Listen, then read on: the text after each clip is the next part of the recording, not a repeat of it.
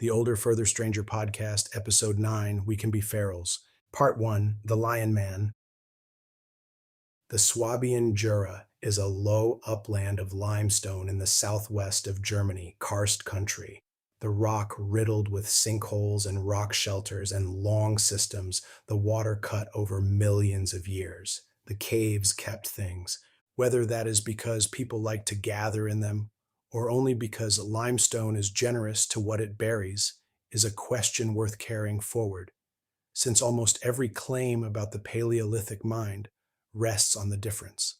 The valleys have names, the Ack, the Lone, and so do the caves, Hohle Fels, Geissenklosterle, Vogelherd, Holensteinstadel. Excavations here in 2008 yielded several firsts in the archaeological record, all dated around 40,000 years ago. The next oldest examples of which are 10 to 20,000 years younger. These include the oldest musical instruments, flutes cut from swan bone and mammoth ivory, also the oldest Paleolithic Venus figure, the Venus of Hohle Fels, whose hypertrophied sexual characteristics and faceless bead-patterned head would proliferate as a carved form across Europe in the Gravettian period beginning some 10,000 years later, the period to which is dated the aptly named Hohle Fels phallus, 8 inches of polished siltstone phallus that lay in 14 pieces until someone fit them together. Fertile ground in every sense, for the body and its appetites. Another truly unique object from 40,000 years ago, the Aurignacian period in European chronology, was discovered in the Stadel Cave in the Lone Valley. It stands 31 centimeters, cut from a single section of woolly mammoth tusk, and it has the head of a cave lion on the shoulders of a standing man. It is called the Löwenmensch, and nothing else that old resembles it.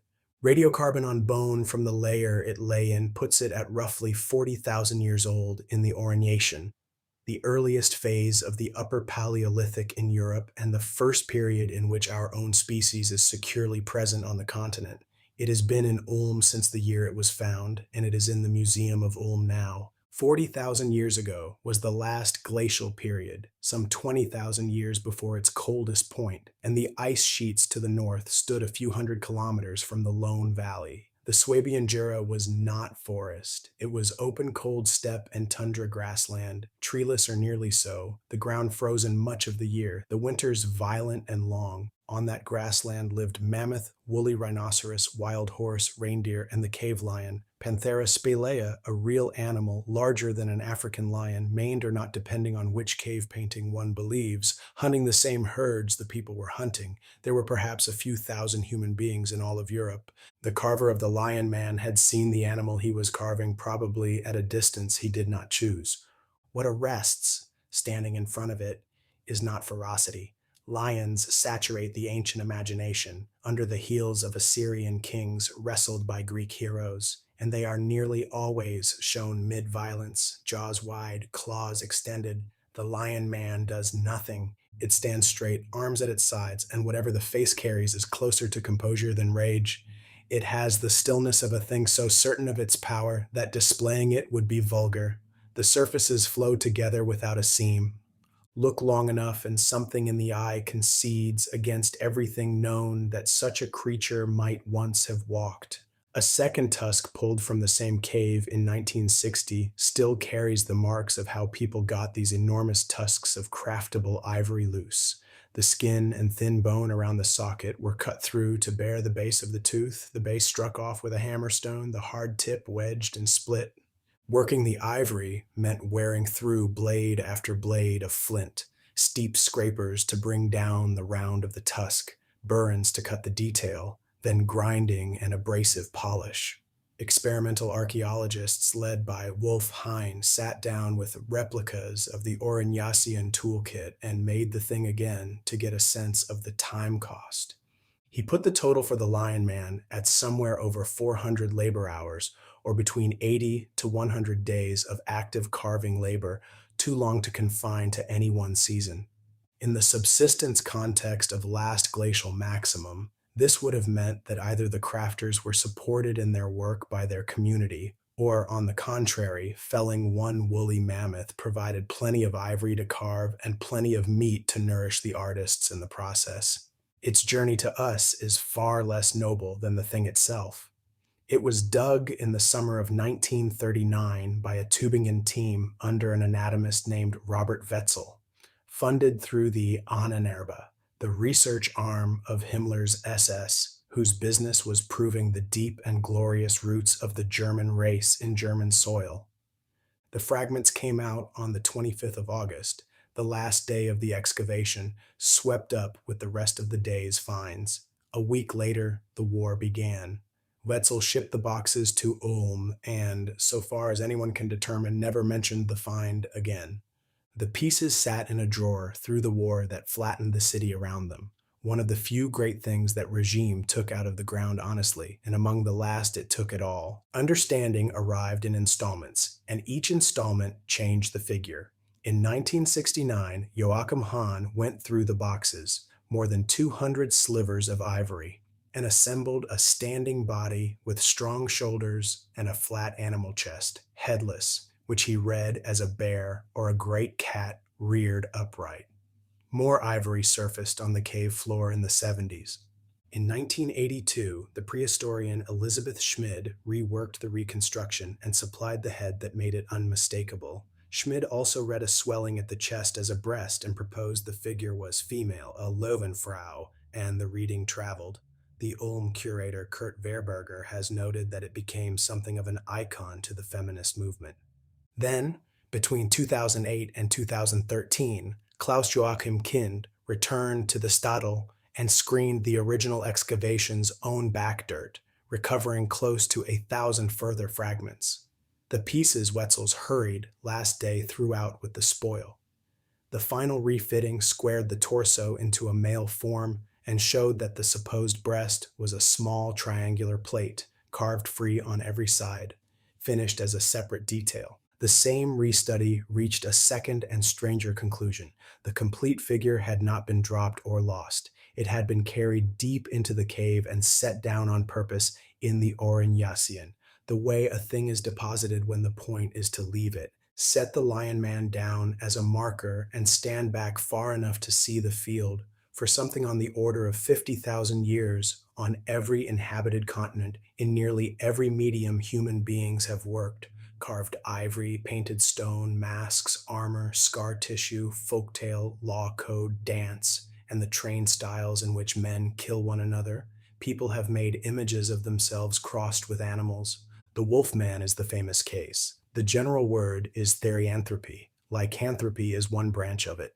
And the first thing to notice about the lion man is not that it is a hybrid. It is which hybrid? The Swabian caves are full of butchered reindeer and horse. The carver had ivory in his hands and a whole fauna in his head, and he chose the animal that could eat him. Part 2. What gets chosen? Human beings have been carved, painted, scarred, and danced into combination with nearly every animal that shares a landscape with them. Bear and bison and bee, tortoise and toad, whale and weasel. No rule of nature restricts the practice, and any account that claims otherwise is asserting more than the record supports. But a rule of culture is a different matter, and a large enough sample of the world's hybrids does sort itself into recurring clusters, not because some animals are barred from the category, but because a small number of qualities keep getting selected for independently by people who never spoke to one another. 3 of those clusters recur often enough across enough unconnected traditions to be worth naming, with the caveat attached that they are a pattern observed in the archaeological and ethnographic record, not a law it obeys. The first is the predator: lion, jaguar, wolf, bear, leopard, crocodile, eagle. These supply force, and more precisely, a particular relation to other bodies. The predator is the being for whom other beings are food. To put on the predator is to relocate yourself in that relation, and a disproportionate share of the political uses of therianthropy in the record, the throne, the uniform, the warband, run through this cluster. The prey animal, tellingly, is painted constantly and worn far less often.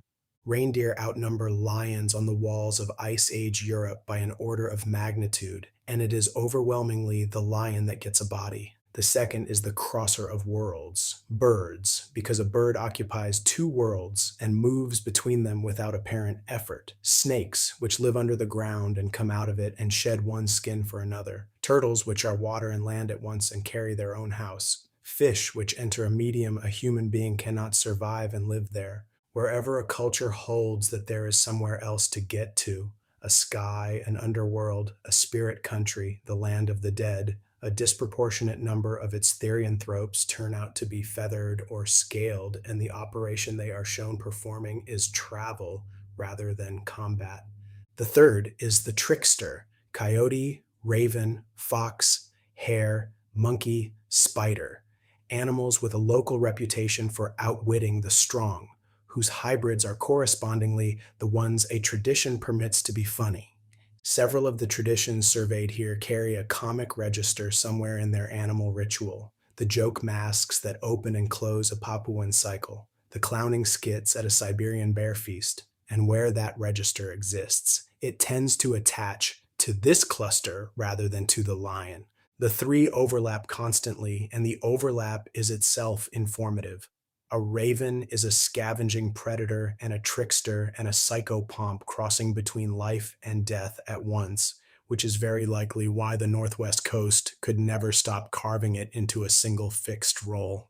Nothing here should be read as a checklist a culture consults before choosing an animal. It is closer to a set of gravitational centers that independent traditions keep drifting toward for reasons that seem to have to do with force, transit, and license, respectively, and that are worth testing against each case rather than assuming in advance. Part 3: The Caves of Chauvet.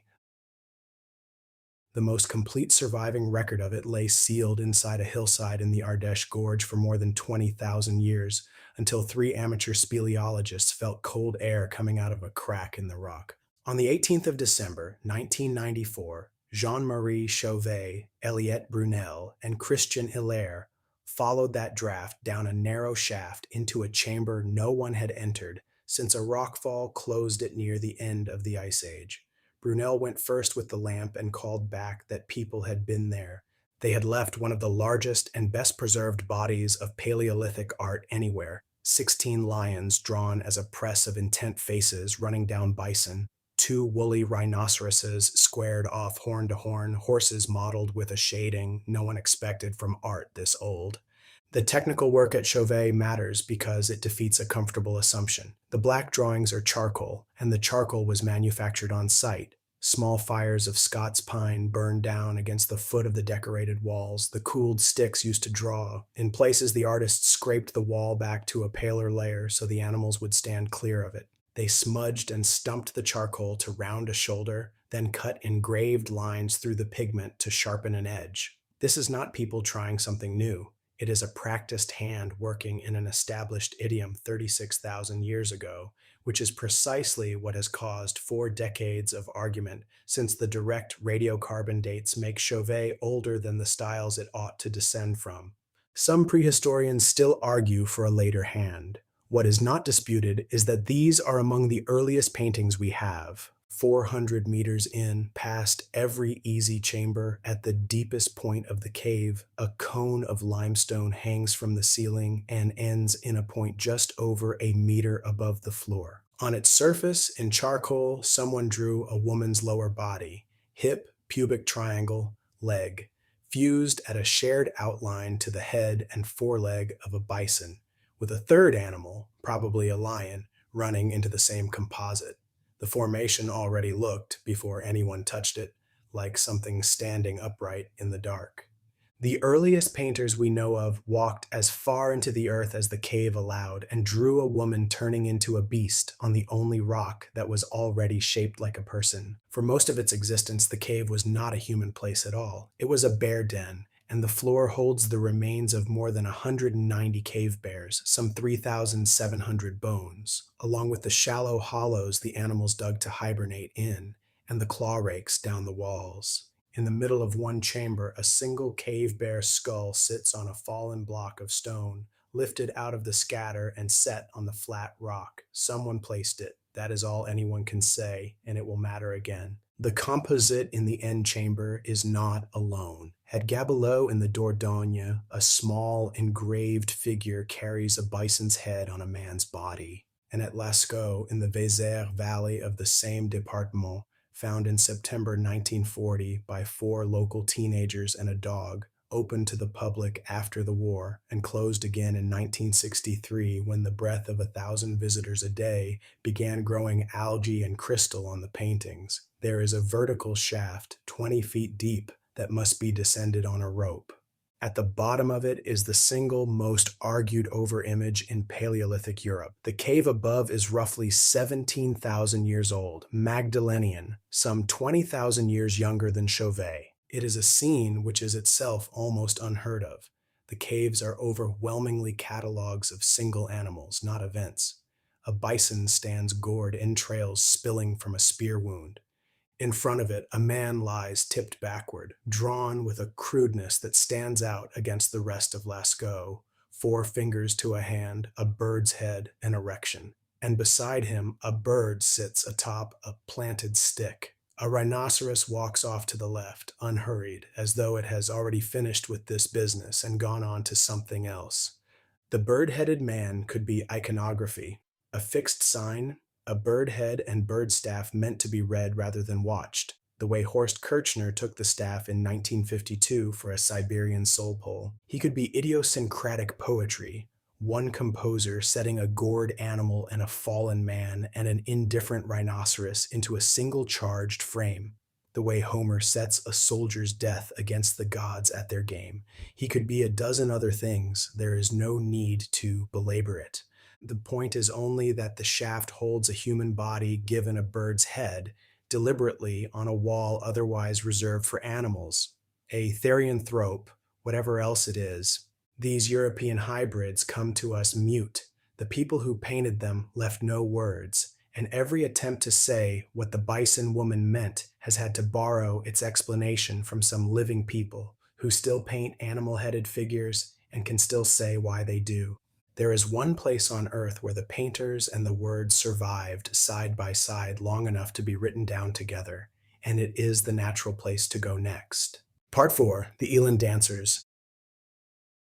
The Drakensberg is a basalt escarpment running some 600 miles up the eastern side of southern Africa, walling off the high grassland of Lesotho from the lower country of KwaZulu-Natal, and the sandstone bands beneath the basalt weather into thousands of shallow overhangs. Dry, shaded, and out of the weather. People painted in them for a very long time. Southern Africa holds something on the order of 30,000 recorded rock art sites. The Ukalamba Drakensberg alone accounts for several thousand, with perhaps 40,000 individual images in the natal Drakensberg. The paint is red and yellow ochre, white clay, black from charcoal or manganese, ground and mixed with fat or blood or plant juice and put on with a brush or a finger. Direct dating is difficult because the paintings rarely carry organic binder in datable quantity, but the tradition is old and long. Painted stones from Apollo 11 cave in Namibia are on the order of 25,000 years old, and painting in the Drakensberg was still being done in the 19th century by people whose descendants could be interviewed. That is the crucial fact about this material, and it is unique in this survey. The practice did not end before the ethnography began. On that sheltered rock, the sand painted the eland by the thousand more than any other animal, and threaded the paintings with figures caught mid-transformation into it, upright bodies with antelope heads and hooves, and kneeling forward-bent forms the literature calls transbuck. This is not one showpiece. It is a pattern that holds across hundreds of sites. At Game Pass in the Kamberg, a dying eland buckles at the legs, while a hoofed antelope-headed figure beside it grips the tail.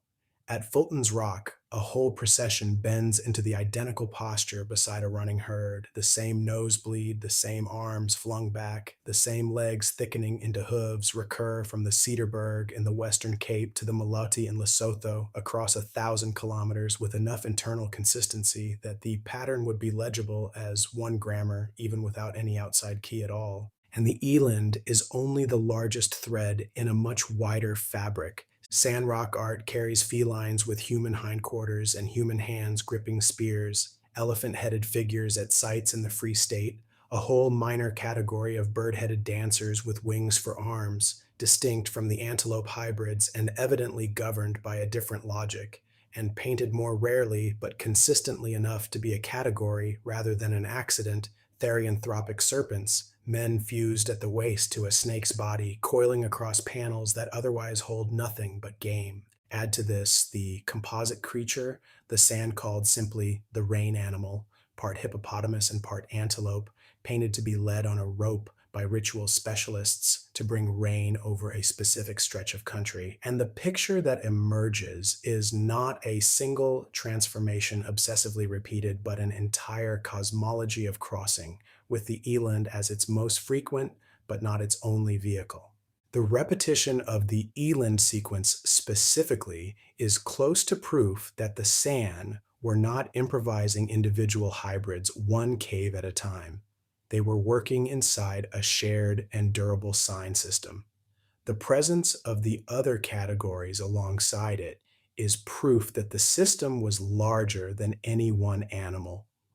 What is genuinely unusual, set against every other rock art tradition in the survey, is that part of the key to that system survived anyway in words. In the 1870s, a German philologist in Cape Town, Wilhelm Bleek, and his sister-in-law Lucy Lloyd took down thousands of pages of testimony, verbatim and phonetic, from Zam men of the Karoo, several of them convicts, released into Bleek's household from the breakwater prison to teach him the language, an arrangement that was equally a scholarly windfall and a form of custody, and the record should be cited with both facts attached, not only the first. What the testimony supplies is not a translation of any single painting. Nobody in Bleek's household is on record naming the figure at Game Pass, but a working grammar for motifs that recur across the whole tradition, medicine people full of a force called potency, who danced until it boiled up the spine and broke, at which point they died, fell into trance, bled from the nose, traveled to the sky, healed the sick, called rain, and became eland. Read against that grammar, the nosebleed at Fulton's Rock and the flung back arms at Game Pass resolve into the vocabulary of one describable event, not death in the ordinary sense, but the San's own word for what a healer does. David Lewis Williams built the influential modern reading out of this material in the 1980s, and whatever else is argued about how far the model travels, the Southern African case itself does not depend on that argument. It stands on its own paintings and its own testimony. The eland is not a predator. Southern Africa has lions and leopards in quantity. The San painted them freely and did not become them, and the animal a healer becomes instead is the one whose fat, blood, and manner of dying carried potency, an animal whose death itself was understood to be a door. The rain animal, the elephant-headed figures, and the therianthropic serpents belong to categories of their own, and the sand material is large enough to carry them. Painting holds a posture. It cannot hold a body. For a body, the ground itself has to be opened. Part 5. The Galilee Woman. 12,000 years ago, in a narrow cave in the limestone hills above a seasonal stream in the lower Galilee, a small crowd gathered to bury an old woman, and they did it with a care and a strangeness that has not been matched in anything older. The cave is called Hilazon Taktit. The people who used it were Natufians living in the Levant between 15,000 and 11,000 years ago. The region was so green and abundant at that time, running continuously with the verdant Sahara, that the Natufians adopted sedentary settlements and experimented with the seasonal planting of wild grains. They built round houses of stone and sank them into the hillsides. They cut sickles to reap wild grain and ground it in stone mortars, and they stored it. And they stayed long enough that the dead began to be buried under the floors and among the houses, rather than left behind on the nomadic trail. The site was excavated from the mid-1990s by Lior Grossman of the Hebrew University, with Natalie Monroe and Anna Belfer Cohen, and their 2008 report remains the reference point for everything said about the woman since. Most of the Natufian dead at Hilazon went into a shared pit, which was the ordinary end. She did not. She was given a small oval grave of her own, cut into the cave floor and lined and sealed with care, and everything about it says the singling out was deliberate.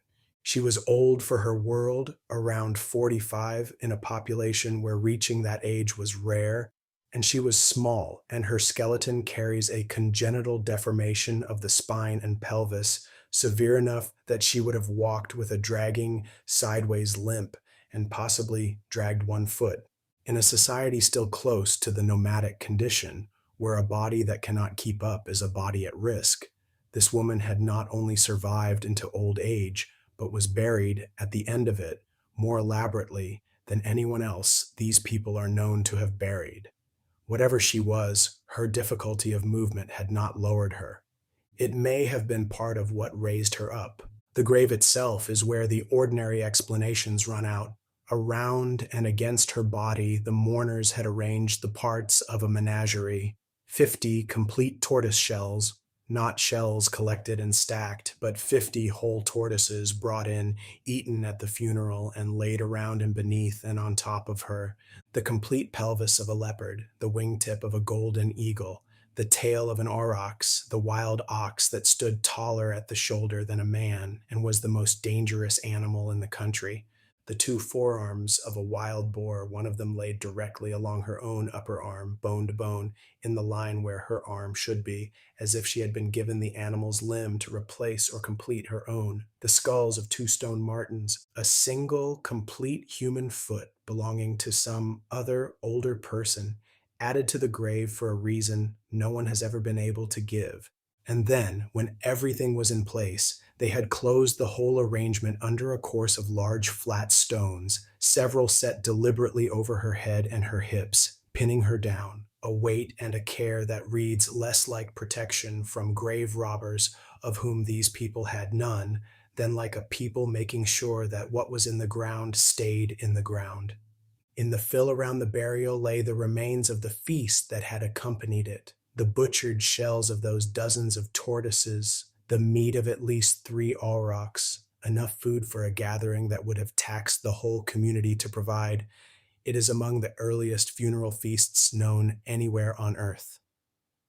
Grossman and her colleagues, weighing all of it together, proposed that this is among the oldest burials on earth that can reasonably be called the grave of a shaman. It is not a label they reached for lightly, and the reason it holds is the selection of animals itself. A rich grave can be explained by wealth. A person surrounded by valuables is a person who commanded valuables. But no one's wealth takes the form of 50 tortoises and a leopard's hip and a boar's arm and a scrap of some other human being. These are the least portable, least tradable, least decorative animal parts a person could gather. They buy nothing and display nothing. What they do instead is compose a body out of the pieces of several different kinds of creature at once: the predator, the great bird of the sky, the tortoise that lives between water and land, the wild ox, laid over and into the bones of a woman, and then bury that composite body under stone.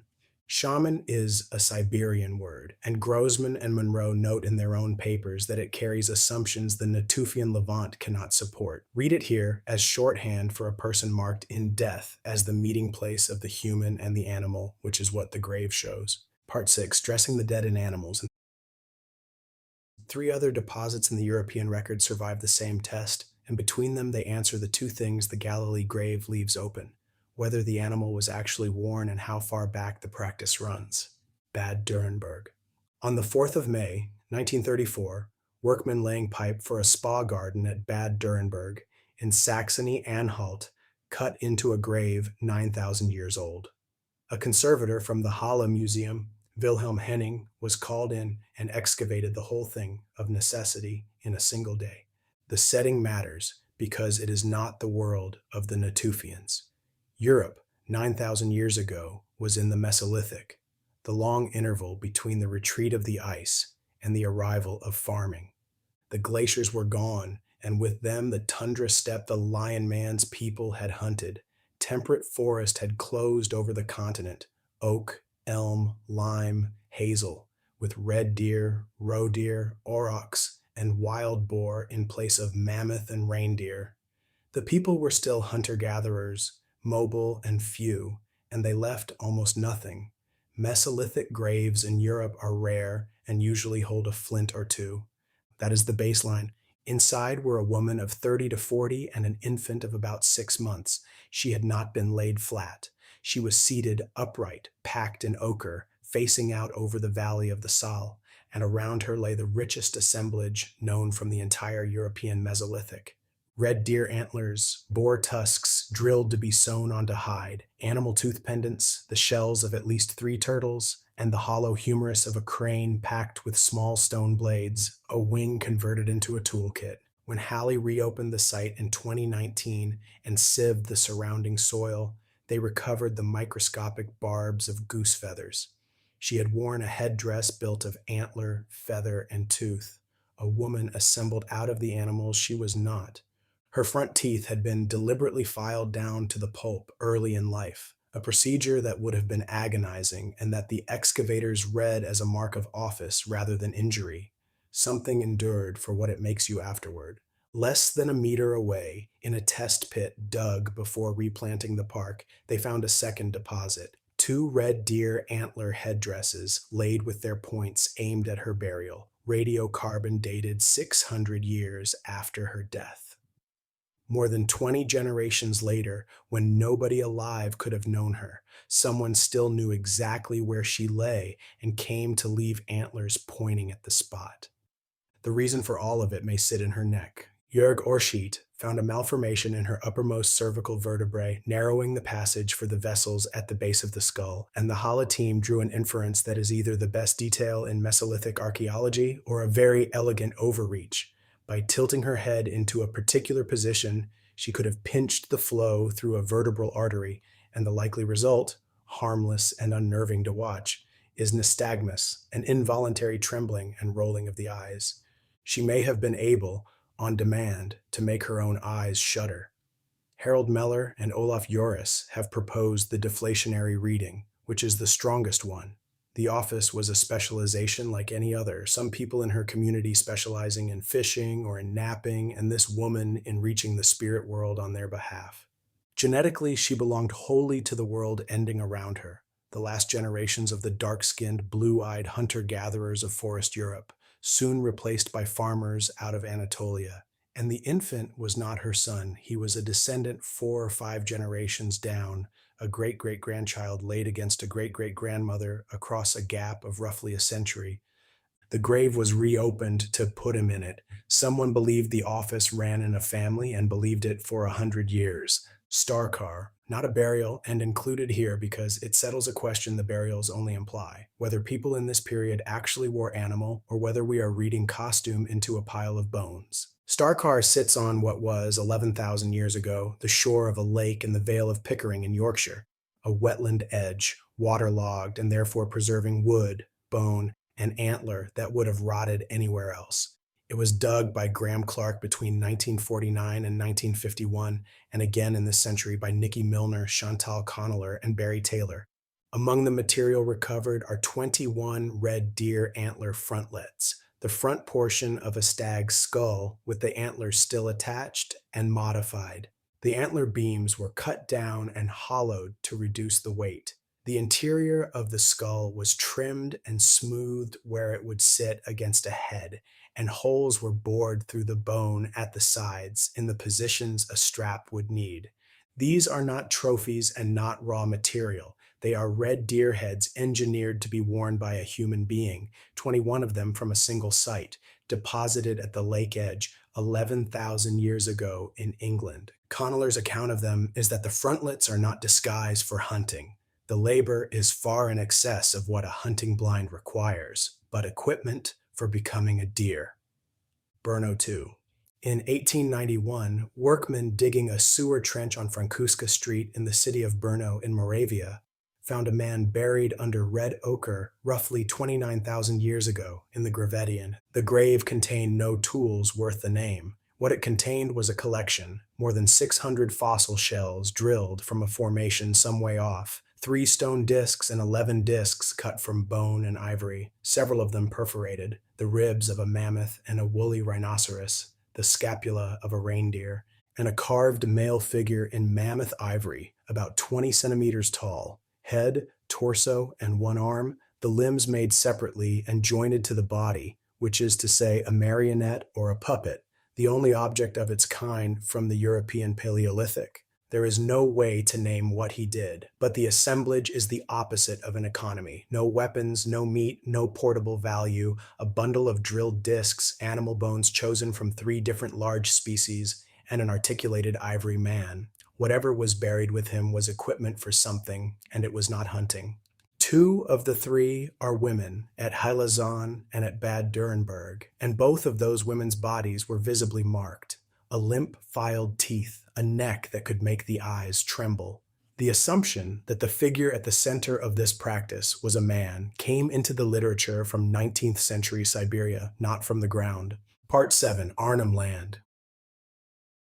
Western Arnhem Land occupies the far north of the Northern Territory between the Arafura Sea and the Sandstone Plateau that drops away in escarpments hundreds of feet high above the floodplains of the Alligator Rivers, the country that includes Kakadu. It is monsoonal, a wet season from roughly November to April that puts much of the lowland underwater, and a long dry season that empties it again, a rhythm that governs where people can be and what they can eat, and that has swung far more violently over the longer term. When the earliest of the images discussed here were painted, the sea was somewhere between 80 and 150 miles further north than it is today. The great floodplains and mangrove estuaries that dominate the region now did not exist and had to be created over thousands of years as the sea rose after the last glacial maximum and drowned the land bridge to New Guinea.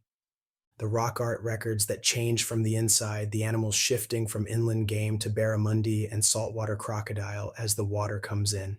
People have been in this country a very long time. Excavation at Majid Bebe Rock Shelter on Mirar Land has yielded occupation dated to around 65,000 years ago, with ground ochre crayons in the earliest levels, among the oldest evidence of human presence anywhere outside Africa. And the sequence never broke. The rock has been painted longer and more continuously here than almost anywhere on the planet, and the people whose country it is were never driven off it. They are still there. They still paint, and within limits they are careful about, they can still say what the figures are. The oldest identifiable mythic beings in the whole sequence, worked out over decades by George Chalupka and refined by Paul Tassin and Christopher Chippendale, are therianthropes. In the earliest painted style, called dynamic figures, and reckoned at something like 12,000 years, small running men are drawn in red ochre with the heads of kangaroos and birds, dashes flying from their mouths and bodies. The pigment is ground iron oxide for the reds and yellows, white clay and huntite for the whites, laid on with a chewed twig or a few human hairs. In later styles, the animals are opened up in what is called X-ray art, hearts and lungs and spines drawn in, because the outward shape was never the point on its own. The power was understood to be inside the body, and the convention exists to show it. The dating of any of this is unusually well anchored for rock art, and by a method that has nothing to do with the pigment itself. Mud dauber wasps build nests directly on the rock face, over and sometimes under a painted figure, and the nests can be dated by luminescence and by the radiocarbon in charcoal fragments the wasps incorporate into the mud. A nest sitting on top of a painting gives a minimum age for the figure beneath it. A nest sealed under a later layer of paint gives a maximum age for what was painted over it. Working through hundreds of these accidental bookmarks, Damien Finch and colleagues have bracketed a Guion-style human figure at Nawarla Gabarnmong to between about 12,000 and 13,000 years old with unusual precision, and pushed the secure dating of the wider Kimberley and Arnhem Land sequences back further than pigment chemistry alone could support. It is not the therianthropes specifically that the wasps date. The technique works on whatever painting happens to sit under a nest, but it is the reason the age of the tradition as a whole rests on physical evidence and not on stylistic guesswork, which distinguishes it from a great deal of the rock art discussed elsewhere in this survey. What Arnhem Land supplies that Europe cannot is the gloss. The dynamic figures are attributed by the Bininj people who own the country to the Mimi, thin spirits who live inside the rock and, some say, did the painting themselves. and the therianthrope sits inside a tradition of initiation that anthropologists recorded from living men. Ronald Burnt set down in the 1960s how a person becomes a Marakijbu, a clever man. He is taken to a water hole, mourned by his family as though already dead, and swallowed by the rainbow serpent, then vomited back up in the shape of a newborn and remade with powers he did not have before. Tayson and Chippendale have argued that the ancient dynamic therianthropes belong to exactly this world of dying into an animal and returning changed. Here, the reading is not imported from strangers. It is anchored in the knowledge of the people whose ancestors held the brush. And here, the figure drifts over thousands of years from something a person does into something that owns the country. The running kangaroo-headed men of the oldest style give way in the later yam figure period to the rainbow serpent, a vast composite with a macropod's head and a snake's body, maker and destroyer, the crosser family scaled up into a cosmology, and to Namargon, the lightning man, who brings the monsoon and is painted at Norlangy still. The individual vision hardens into an ancestral power. It is a small local rehearsal of something that happens on a monumental scale in the valley of the Nile, and the road there runs through a desert that used to be green. Part 8, The Green Sahara. The largest gallery of prehistoric art on Earth is in the middle of the Sahara, and almost nobody sees it. It runs across the Tassili Najer, a plateau of eroded sandstone towers in southeastern Algeria near the Libyan border, and over that border into the Tadrat Akakis in southwestern Libya. Something over 15,000 paintings and engravings in shelters and overhangs among the rock, stacked in phases that read from bottom to top as a record of a landscape drying out. That drying is the subject, and it has a mechanism. Roughly 11,000 years ago, the Earth's axial precession shifted the timing of perihelion in a way that intensified summer heating over North Africa, dragging the West African monsoon far north of where it now reaches. The Sahara greened. From about 9,000 to 5,500 BC, the African humid period, what is now the largest hot desert on Earth carried lakes, rivers, seasonal grassland, and gallery woodland. Lake Megachad at its height was larger than the modern Caspian. Hippopotamus, crocodile, elephant, giraffe, and the giant extinct buffalo lived there, which is why the oldest engravings show them, cut by people who were looking at them. And then from around 5,500 BC, and in some regions abruptly, the monsoon retreated south again. The lakes contracted to salt pans and the grassland to sand, and the pastoralists who had spread across it with their cattle were pushed to the edges, south into the Sahel and east toward the one dependable water left within reach. The rock art is the record of that whole arc painted from the inside. The oldest painted phase, called the Roundhead period and dated roughly 9 to 7,000 years ago, is thick with the part animal being. Enormous human figures float and dance across the rock with round featureless heads. Some are horned, some wear what are unmistakably masks, some carry the heads or features of animals. They were brought to the outside world by the French archaeologist Henri Lot, whose expedition spent 16 months in the 1950s copying panels. He gave the largest figure the unfortunate nickname of the Great Martian God, and his copyists have since been accused of improving what they traced, which is its own warning about how much of prehistory reaches us through a draftsman's hand. In the Libyan Akakis, the panels were mapped and excavated from the 1960s by the Italian Fabrizio Mori, who also found there a mummified child older than any mummy in Egypt. The paint is the usual family: red and brown iron oxides, white kaolin, black manganese, and charcoal bound with milk or fat or egg and rubbed into porous stone.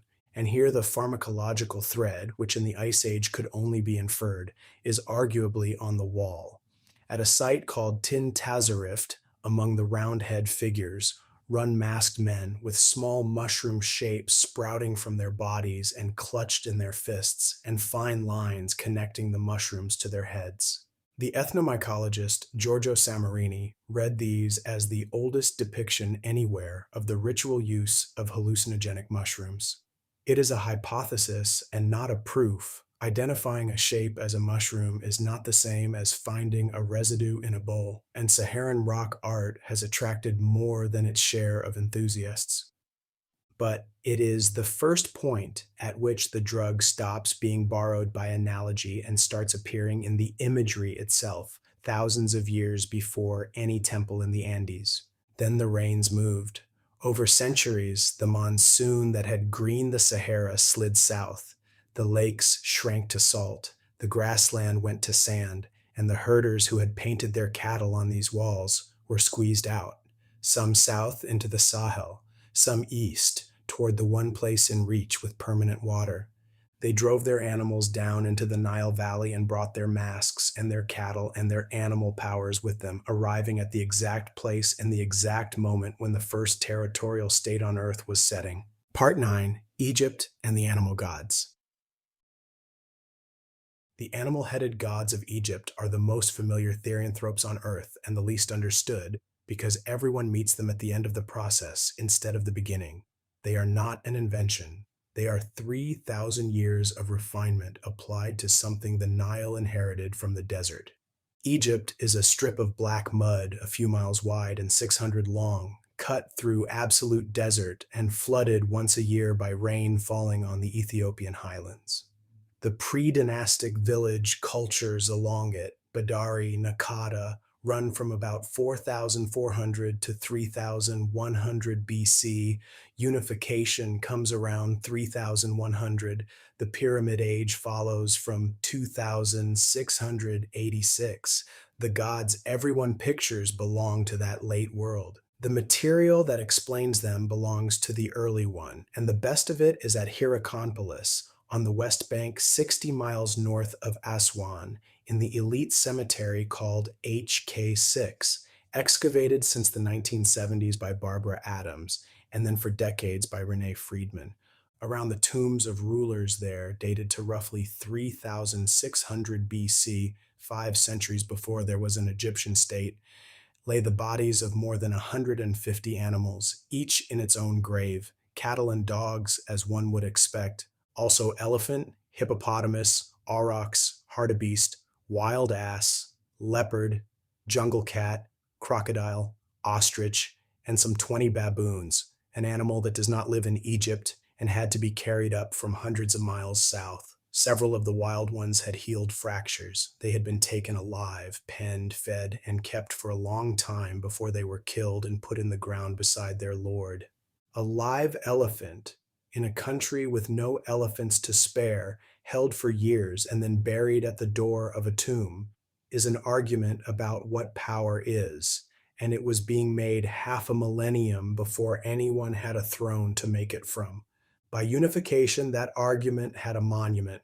The Narmer Palette, a shield of green siltstone from the same site, shows the falcon Horus perched over a marsh of conquered enemies and reaching down with a single human arm, the hybrid caught in the act of forming an animal growing exactly one human part in order to do one human thing. On the reverse, the king is a bull knocking down a wall.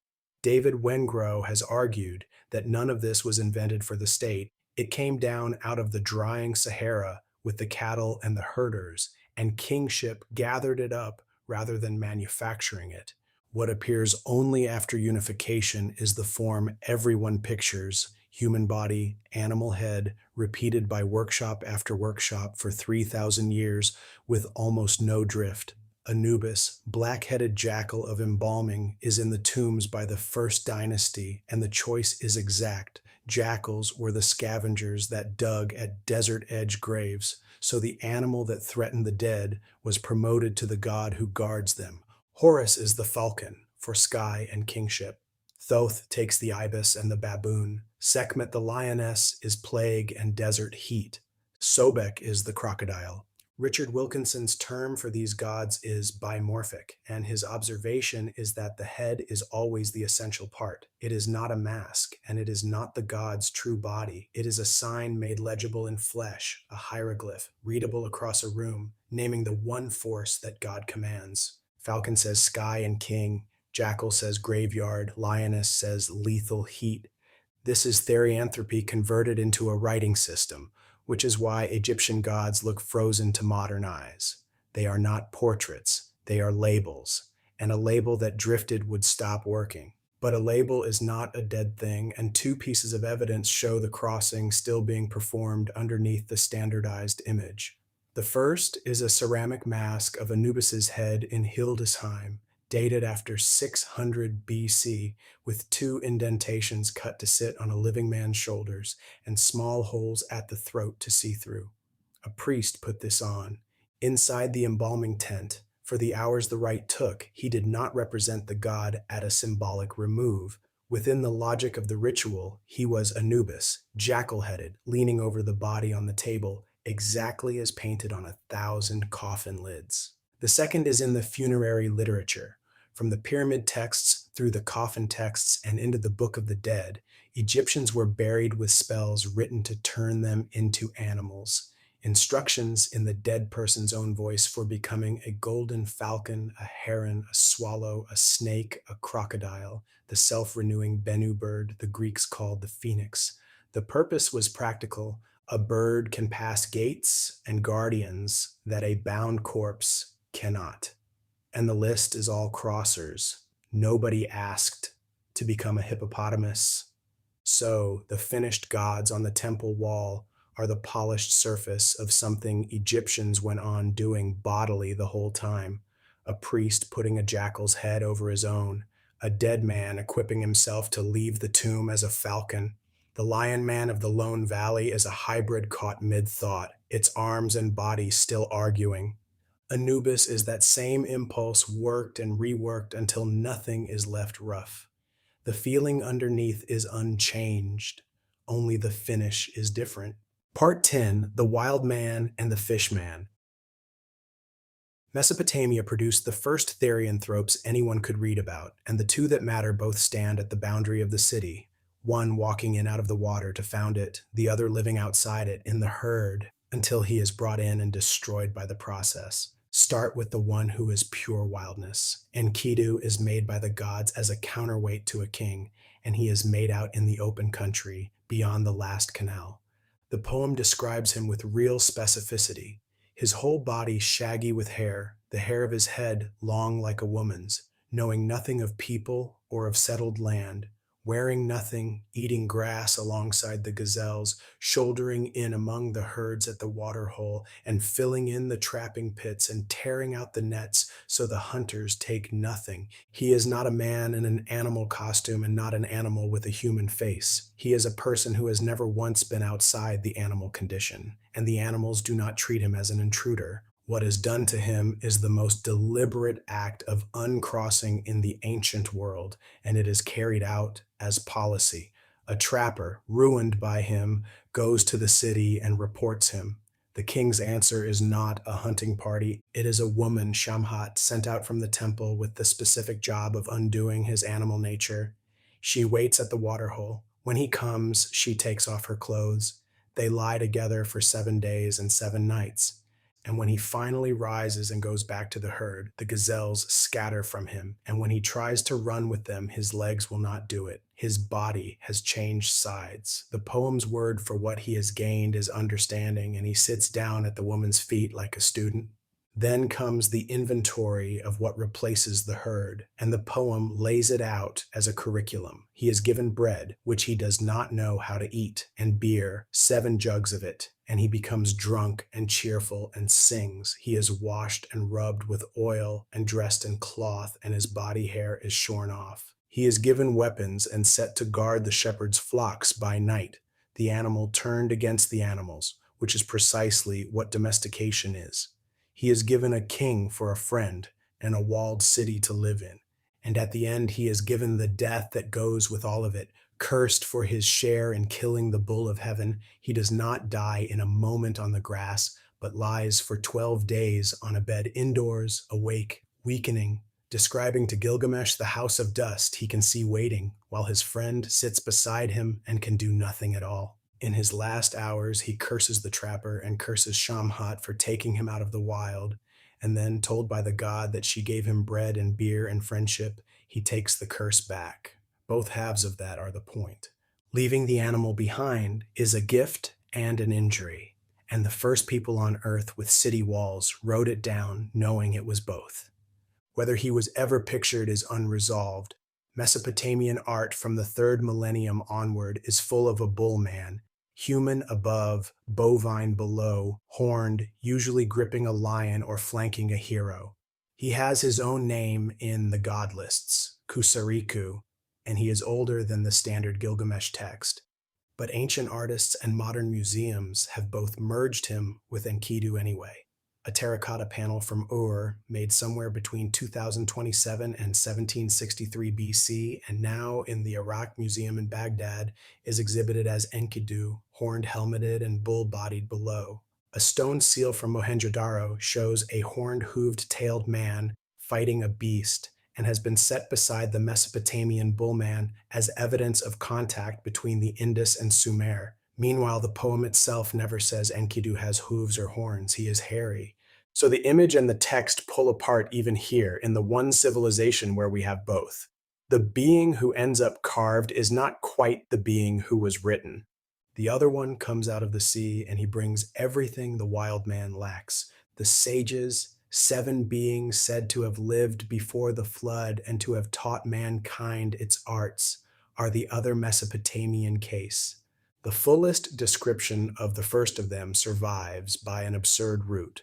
Berossus, a priest of Marduk at Babylon, writing in Greek around 280 BC, 3,000 years after the tradition begins, and for a foreign readership, described a creature he called Oan, with the body of a fish, a second human head beneath the fish's head, and human feet beneath the tail, who came up out of the Persian Gulf at the beginning of things, spent the whole day among men, ate nothing, and at sunset went back down into the sea.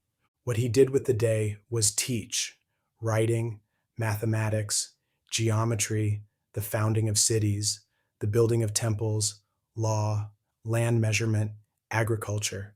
Berossus's own book is lost. What survives is quotation of quotation, kept by Greek and Christian writers who had their own reasons to preserve a Babylonian account of the world before the flood. That story has physical evidence under it, and the evidence is better than the story.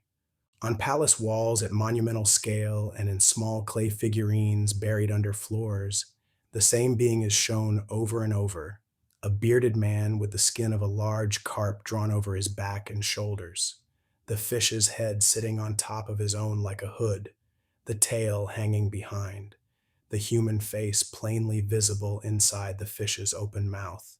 It is not a fused anatomy. It is a garment. The man's beard and feet and hands are all showing, and there are ritual instructions telling a living man to put it on. The Assyrian exorcist is directed in some rites to dress in the skin of a fish and perform as the sage. So this is not a myth about a monster. It is a myth with a costume attached and a practitioner wearing it. The being who taught humanity to write and to build cities was impersonated on demand by a professional in a fish in the houses of people who needed something fixed. Where the fish comes from is not arbitrary. The cities that told this story, Eridu, Ur, Uruk, sat on the alluvial flats of the lower Euphrates in a country with almost no rainfall, no stone, no timber, and no metal, where every field hung on a canal and every canal on rivers that flooded at the wrong time of year and hard enough to take everything. The Gulf shoreline in the 4th millennium BC lay much further inland than now, and Eridu, which the Mesopotamians themselves named as the first city ever founded, sat at the edge of a marsh.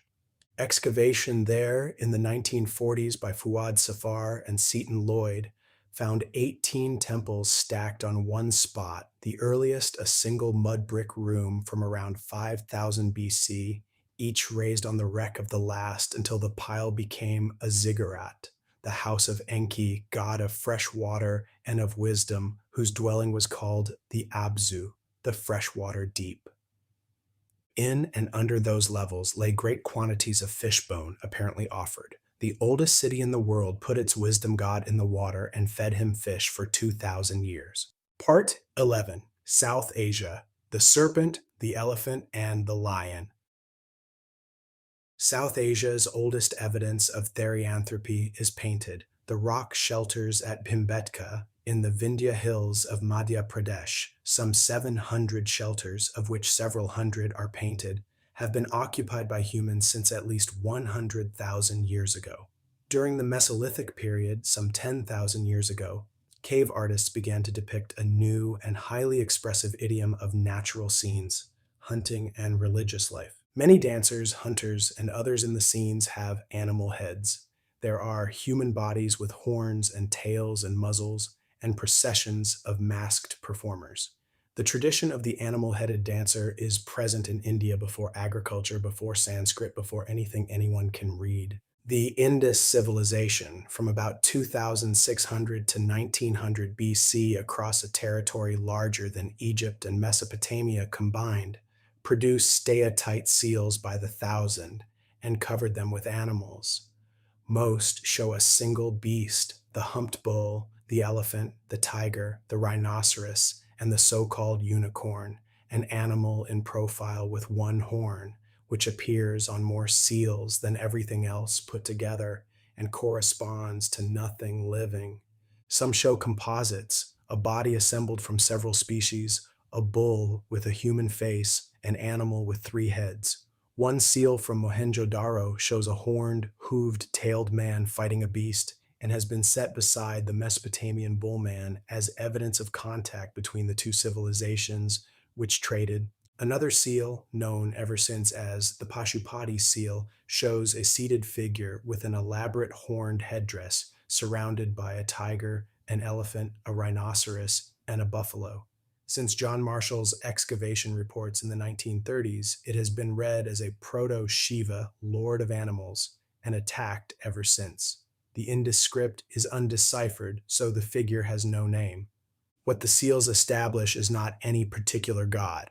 It is that the people of the largest Bronze Age civilization on Earth thought constantly and in composite terms about animals. The Indo-Aryan sacrificial religion that follows, from around 1500 BC, does something the rest of this survey has no parallel for. It largely stops fusing gods with animals and starts pairing them instead. The Vedic gods are anthropomorphic or elemental: Indra, Agni, Varuna, Surya, and their relation to animals runs through sacrifice, above all the horse sacrifice, in which a stallion is released to wander for a year under armed escort, and every territory it enters is claimed, and at the end it is killed, and the chief queen lies beside the carcass under a cloth. That is animal power taken by consumption rather than by wearing.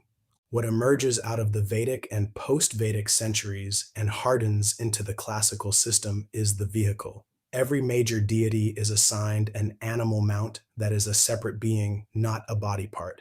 Shiva has the bull Nandi, who sits facing the shrine in every Shiva temple and is himself worshipped. Vishnu has the eagle Garuda.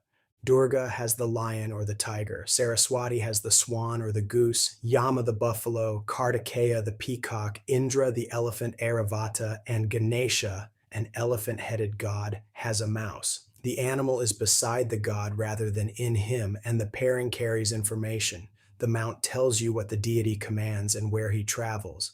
Set against that background, the actual hybrids stand out sharply. In a religious system whose default solution is the vehicle, the figures that remain fused are doing something the vehicle cannot do. The oldest and by far the most widespread of the true hybrids is the naga, and it is not a snake. It is a human-serpent hybrid, a human head and torso rising from a coiled serpent body, or a human figure with a hood of 5 or 7 cobras spread behind the head. Nagas are not a marginal folk survival. They are one of the deepest strata of Indian religion, and they were absorbed by every tradition that arrived afterwards. The archaeology is abundant and it is early. Nagas appear in the Buddhist stone of the 2nd and 1st centuries BC, on the railings and gateways at Bharhut and Sanchi, at Amaravati, in the Deccan cave complexes, and in most of these the Naga is a king with a serpent hood standing in attendance.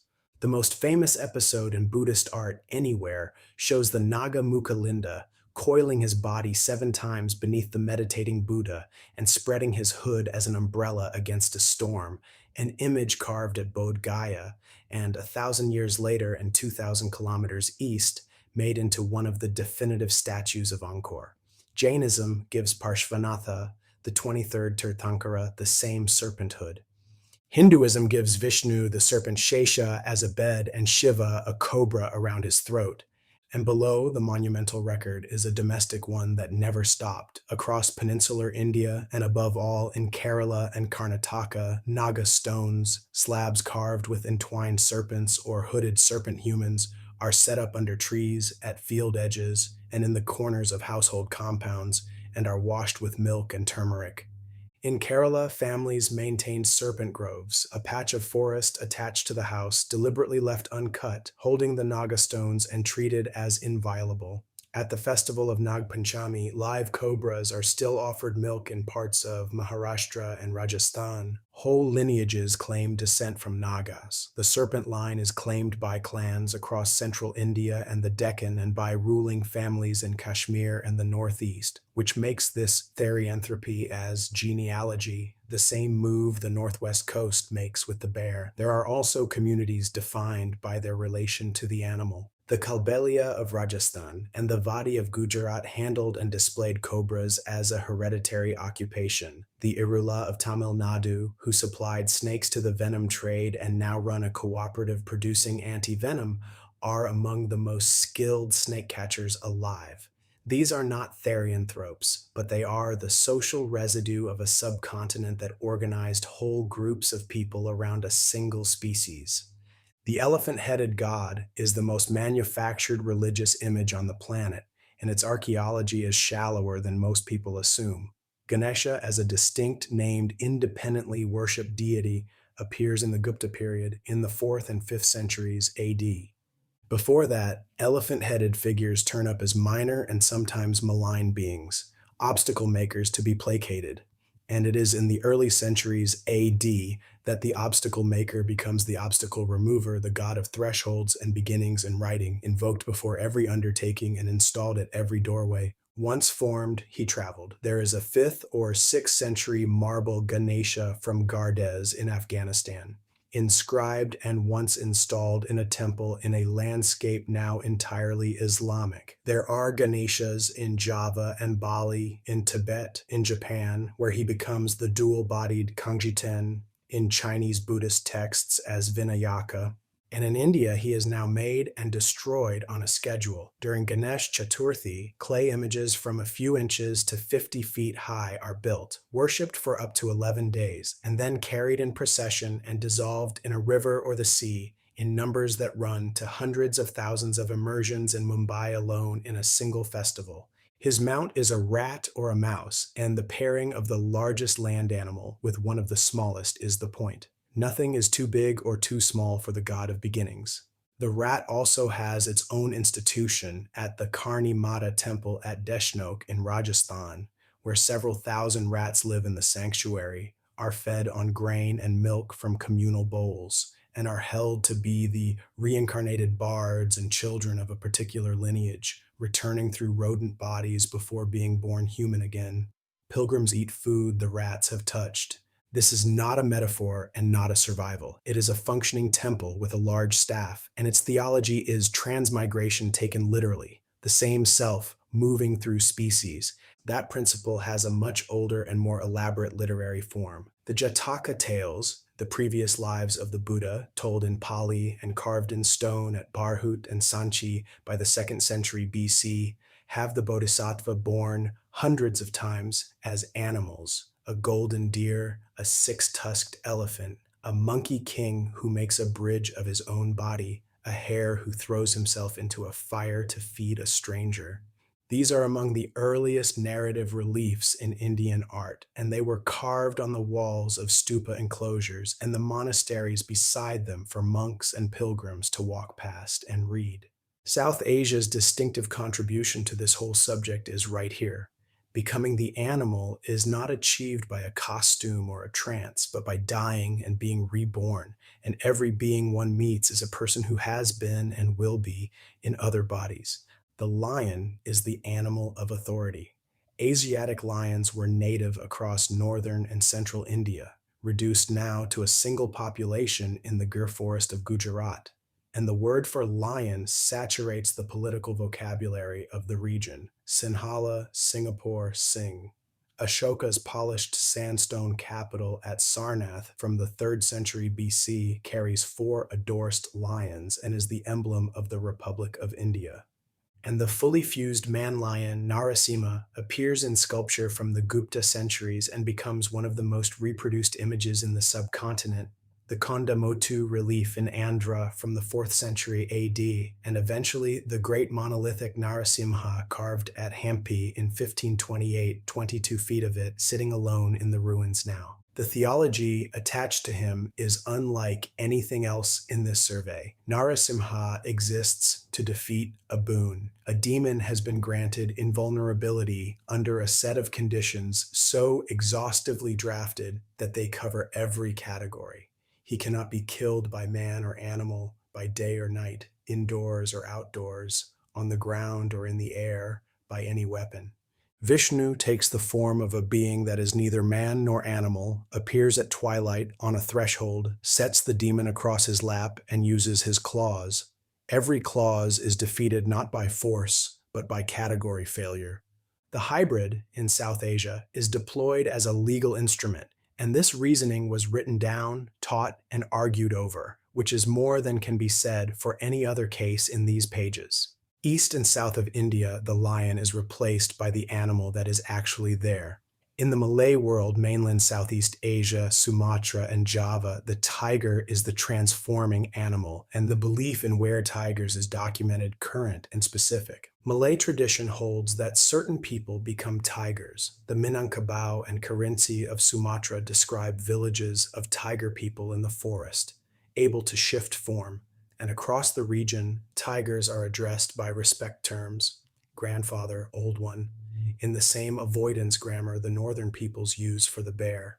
In western India, the same instinct produces Waghoba, a tiger and leopard deity with shrines across Maharashtra and into the western Ghats, where communities living alongside big cats still make offerings, and where recent field research has found the shrines correlate with tolerance for the animals themselves. Finally, Garuda, the eagle man, Vishnu's mount, and a hybrid in his own right with a bird's beak and wings and talons on a human body. His archaeology is unusually precise. The Heliodorus pillar at Vidisha in Madhya Pradesh was erected around 113 BC by a Greek ambassador from Taxila who had become a devotee of Vishnu, and its inscription says it is a Garuda column, a Greek diplomat in central India putting up a stone birdman for an Indian god 21 centuries ago. Garuda became the state emblem of Indonesia and the royal emblem of Thailand. He is, in flat numbers, the most widely reproduced therianthrope in the world today. Part 12. The Jaguar's Country.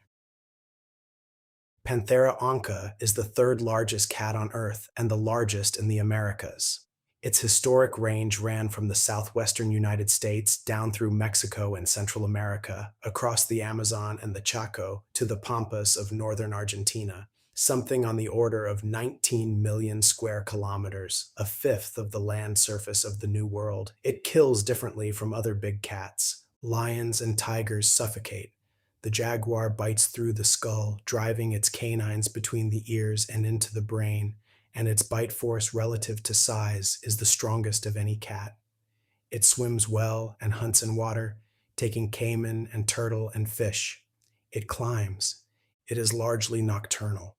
It is also, over most of its range, almost never seen. A hunter may live a lifetime in jaguar country and encounter one twice.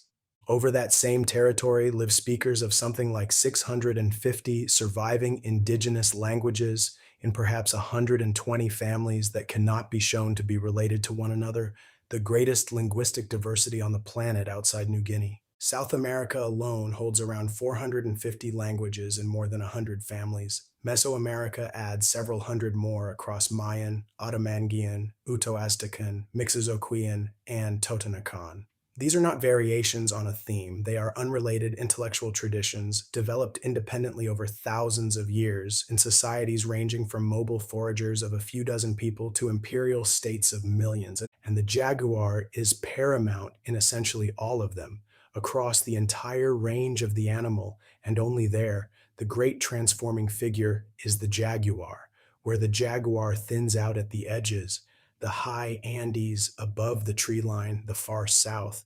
The puma takes the role, and the grammar stays identical. Nicholas Saunders, who assembled the comparative case in Icons of Power, found feline symbolism running from Olmec, Mexico to Mapuche, Chile, across 3,000 years in every kind of society, always attached to the same cluster: shamanic transformation, rulership, hunting, death, and the night. The animal is chosen so consistently that the exception is what needs explaining, and there are very few exceptions. What follows are the three things the American record supplies that almost nothing else does: an excavated building designed to produce the transformation, a living philosophy that explains it, and a state that mounted it on a throne. Part 13, Chavín de Huántar. Chavín de Huántar sits at 10,500 feet in the Callejón de Conchucos, on the eastern side of the Cordillera Blanca in highland Peru, where the Mosna and the Huachexa rivers meet. It also sits at a junction of three worlds, reachable from the Pacific coast to the west, the high Puna grassland above, and the Montaña dropping east toward the Amazon. Construction began around 1200 BC and continued in phases for 700 years, with the site at its widest influence between about 900 and 500 BC, 2 millennia before the Inca, centuries before anything in the Andes that could be called a state, and with no writing and no army. At the center of the oldest part of the building, in a cross-shaped gallery with no natural light, stands the lanzón, a granite shaft nearly 15 feet high, driven point up through the floor into the ceiling, carved with a standing figure that has a human body, a snarling fanged mouth with the upper canines crossing the lower lip, eyes rolled upward under heavy brows, hair and eyebrows rendered as snakes, one hand raised and one lowered. It has never been moved. It is still in the gallery, and the gallery is still reached the way it always was, through a narrow, unlit corridor. The building around it is not a temple in the sense of an assembly hall. It is a warren, several kilometers of stone-roofed galleries on multiple levels, most of them too low to stand in, connected by staircases and turns, with ventilation shafts, and with canals cut to run water underneath and through. There are no windows. A person taken into the interior loses direction almost at once. The transformation the building was built to produce is carved on its outer walls in sequence, and this is the part that makes Chavín unique in the world. Set into the exterior masonry were tenon heads, stone heads a foot or two across with a long tenon at the back, keying them into the wall so that they projected out over the plaza like a row of faces looking down. Dozens survive. Arranged by their features, they form a series. At one end are ordinary human faces, then faces with the eyes turned upward and the brows heavy, then faces with mucus running from the nostrils carved explicitly in furrows, then faces with the mouth beginning to change, the lips drawing back, and at the far end, faces that are wholly feline, fangs out, snout formed, eyes round and staring. Read along the wall, the heads document a man turning into a jaguar in stages, with the physical symptom of the drug, the streaming nose, carved in stone in the middle of the sequence. The drugs are not inferred. They are on the site and in it.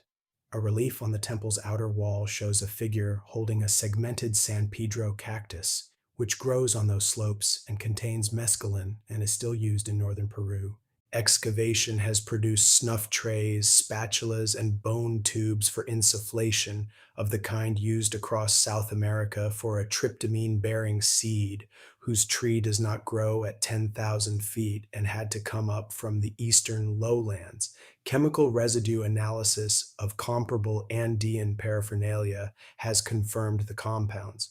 So the pilgrim arriving at Chavin was taken into a dark gallery, dosed with material carried across the Andes for the purpose, and stood in front of a 15-foot fanged god. The acoustics belong here only insofar as they serve that. John Rick's Stanford project recovered 20 conch shell trumpets in one gallery in 2001, and Miriam Kollar's acoustic work showed that the galleries transmit and distort sound so that a listener cannot locate its source. Water running in the subfloor canals adds a roar with no visible origin. The point is not that the Chavin builders were clever engineers, though they were. The point is that every feature of the building removes the ordinary cues a person uses to stay oriented in their own body. No light, no horizon, no direction, no locatable sound, and a nervous system already dismantled by mescaline or tryptamine. The architecture is a device for making the transformation on the wall happen to the person standing in front of it. Rick's conclusion is that Chavin is a technology of authority. The people who built and operated it were manufacturing an experience deliberately at enormous cost, and their authority derived from controlling access to it. Part 14, The Amazon and the Jaguar.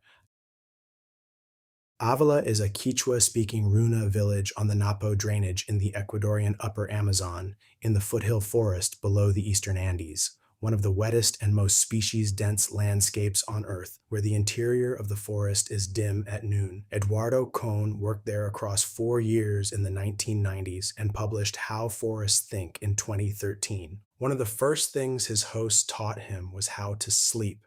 Sleep face up. If a jaguar comes in the night and finds you on your back, it meets your eyes, and seeing that you can look back, that you are a self capable of returning a gaze, it takes you for a fellow predator and leaves you. Sleep face down and it sees the back of a thing, meet, and kills you. Personhood in that forest is something a predator grants or withholds by looking at you. The Runa word for a man who has crossed is Runa Puma, were jaguar, jaguar person. These are living men, named, known in the village. They are said to hunt as jaguars, to be recognizable by particular signs, and to be dangerous in a specific way. A Runa Puma who stays across too long begins to see his own relatives the way a jaguar sees them, which is as game. The Runa are explicit that this is the risk. The transformation is not a metaphor for skill and not a party trick. It is a genuine change of standpoint with a failure mode, and the failure mode is that you eat your family. The philosophy underneath it was set out by the Brazilian anthropologist Eduardo Viveiros de Castro under the name Amazonian perspectivism, and it inverts the assumption most readers arrive with. In the Amazonian account, there is one interiority, one kind of person, one soul stuff shared by humans, jaguars, peccaries, vultures, and the rest, and what differs is the body, which functions as a point of view. Every species sees itself as human. Jaguars see themselves as people, see their fur as clothing, see their den as a house, and see the blood they drink as manioc beer. Vultures see rotting meat as roast fish.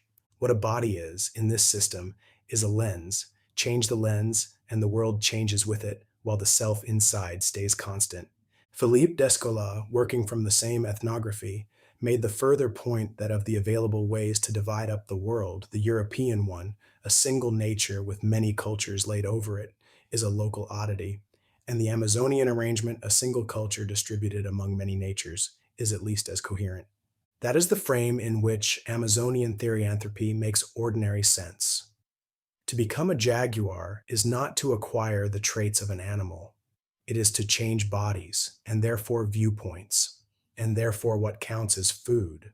The technique is chemical, botanical, and specific, and it varies by region. In the northwest Amazon, the Desana and other Tucanoan peoples of the Vaupés Drink ayahuasca, the Banisteriopsis vine boiled with a DMT-bearing leaf. Gerardo Reichel Dolmatov, who worked among them for decades, recorded that the shaman and the jaguar share a linguistic root, that the shaman wears jaguar teeth and jaguar claws, and that his transformation is understood by everyone as literal. Villagers hearing a jaguar at night may say the name of the man they believe it to be. Reichel Dolmatov also documented that the visions come in a described order: luminous geometric grids and lattices first, then figures, then animals, and that these patterns are painted publicly on house fronts and bark, which is to say, the interior experience is externalized on the architecture. Further north and east, the vehicle is snuff rather than a drink. Yanomami men in the Orinoco headwaters blow a hallucinogenic snuff prepared from tree resin into each other's nostrils through meter-long cane tubes in a dose violent enough to drop a man to his knees. What follows is the arrival of the spirit beings, who are said to come to live in the shaman's chest. Jaguar is among them. In the Colombian Llanos and across the Orinoco, the equivalent snuff is prepared from a different seed, and the paraphernalia, the carved trays, the bird bone tubes, the little spoons, is the direct descendant of what excavators pull out of Andean and Amazonian sites 2,000 and 3,000 years old. What makes this material different from every European case in this survey is that nothing has to be reconstructed. The plants grow there, the residue is in the archaeology, the equipment is in the museums and in current use. The practitioners are alive and have explained at length and to many anthropologists what they take themselves to be doing, and what they say they are doing is becoming a jaguar. Part 15, the jaguar on the throne. The last thing the American record shows is what happens when a state gets hold of the animal. Begin with the small objects because they are the oldest. In museum cases in Mexico City, Washington, and New York, there are Olmec figures a few inches high in greenstone, serpentine, and jade that show a man in the act of ceasing to be one.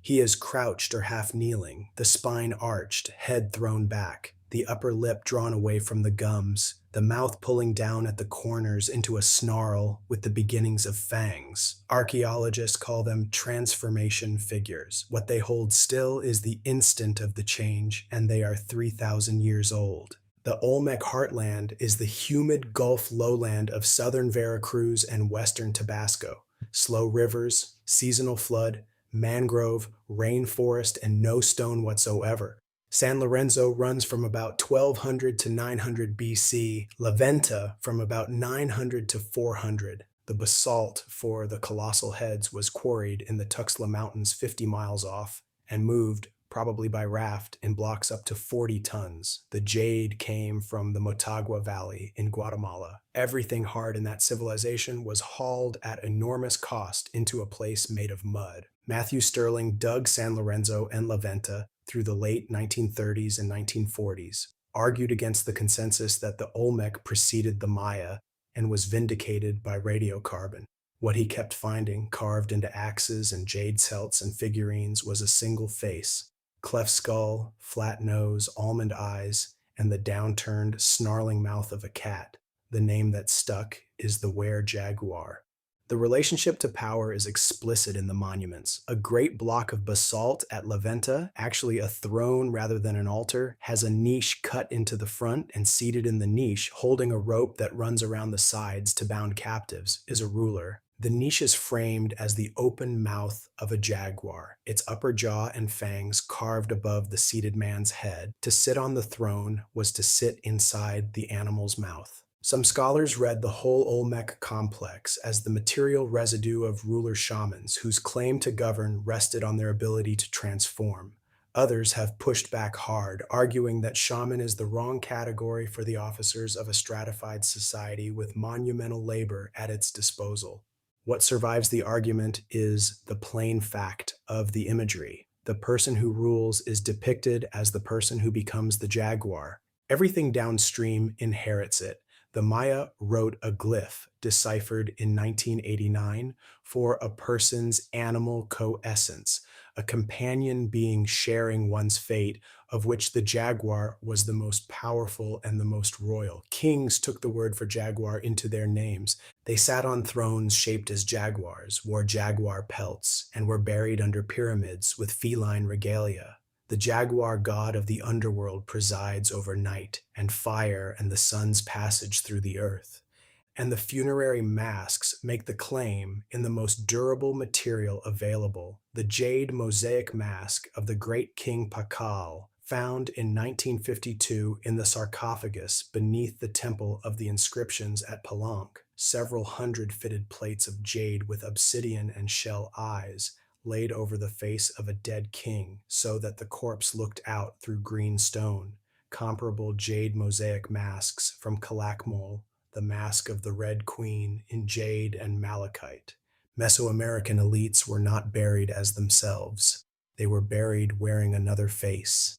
The Andes ran the same logic in metal, and the Andean version of the jade mask is gold. The Lord of Sipan, excavated in 1987 after looters broke into a Moche pyramid on the north coast of Peru, lay under layers of gold, silver, gilded copper, and turquoise. A face mask over the skull, gold and silver nose ornaments, ear spools of turquoise mosaic, a gold rattle showing a fanged deity clubbing a prisoner, and, the detail that matters here, feline ornaments and a headdress that puts the animal directly over the dead man's head. Elsewhere in the Moche world, the ornaments are more explicit still. Gold and copper masks with feline muzzles and protruding canines, and ear ornaments in which a human face is framed by an animal's open jaws. Moche ceramics are thick with a figure archaeologists call the decapitator, fanged, feline-mouthed, holding a knife in one hand and a severed head in the other, modeled in the round on stirrup spout vessels by the thousand. North of them, later cultures on the same coast buried their elite behind large sheet gold funerary masks with winged eyes and, in some cases, feline attributes, sometimes still bearing the cinnabar paint that made them red.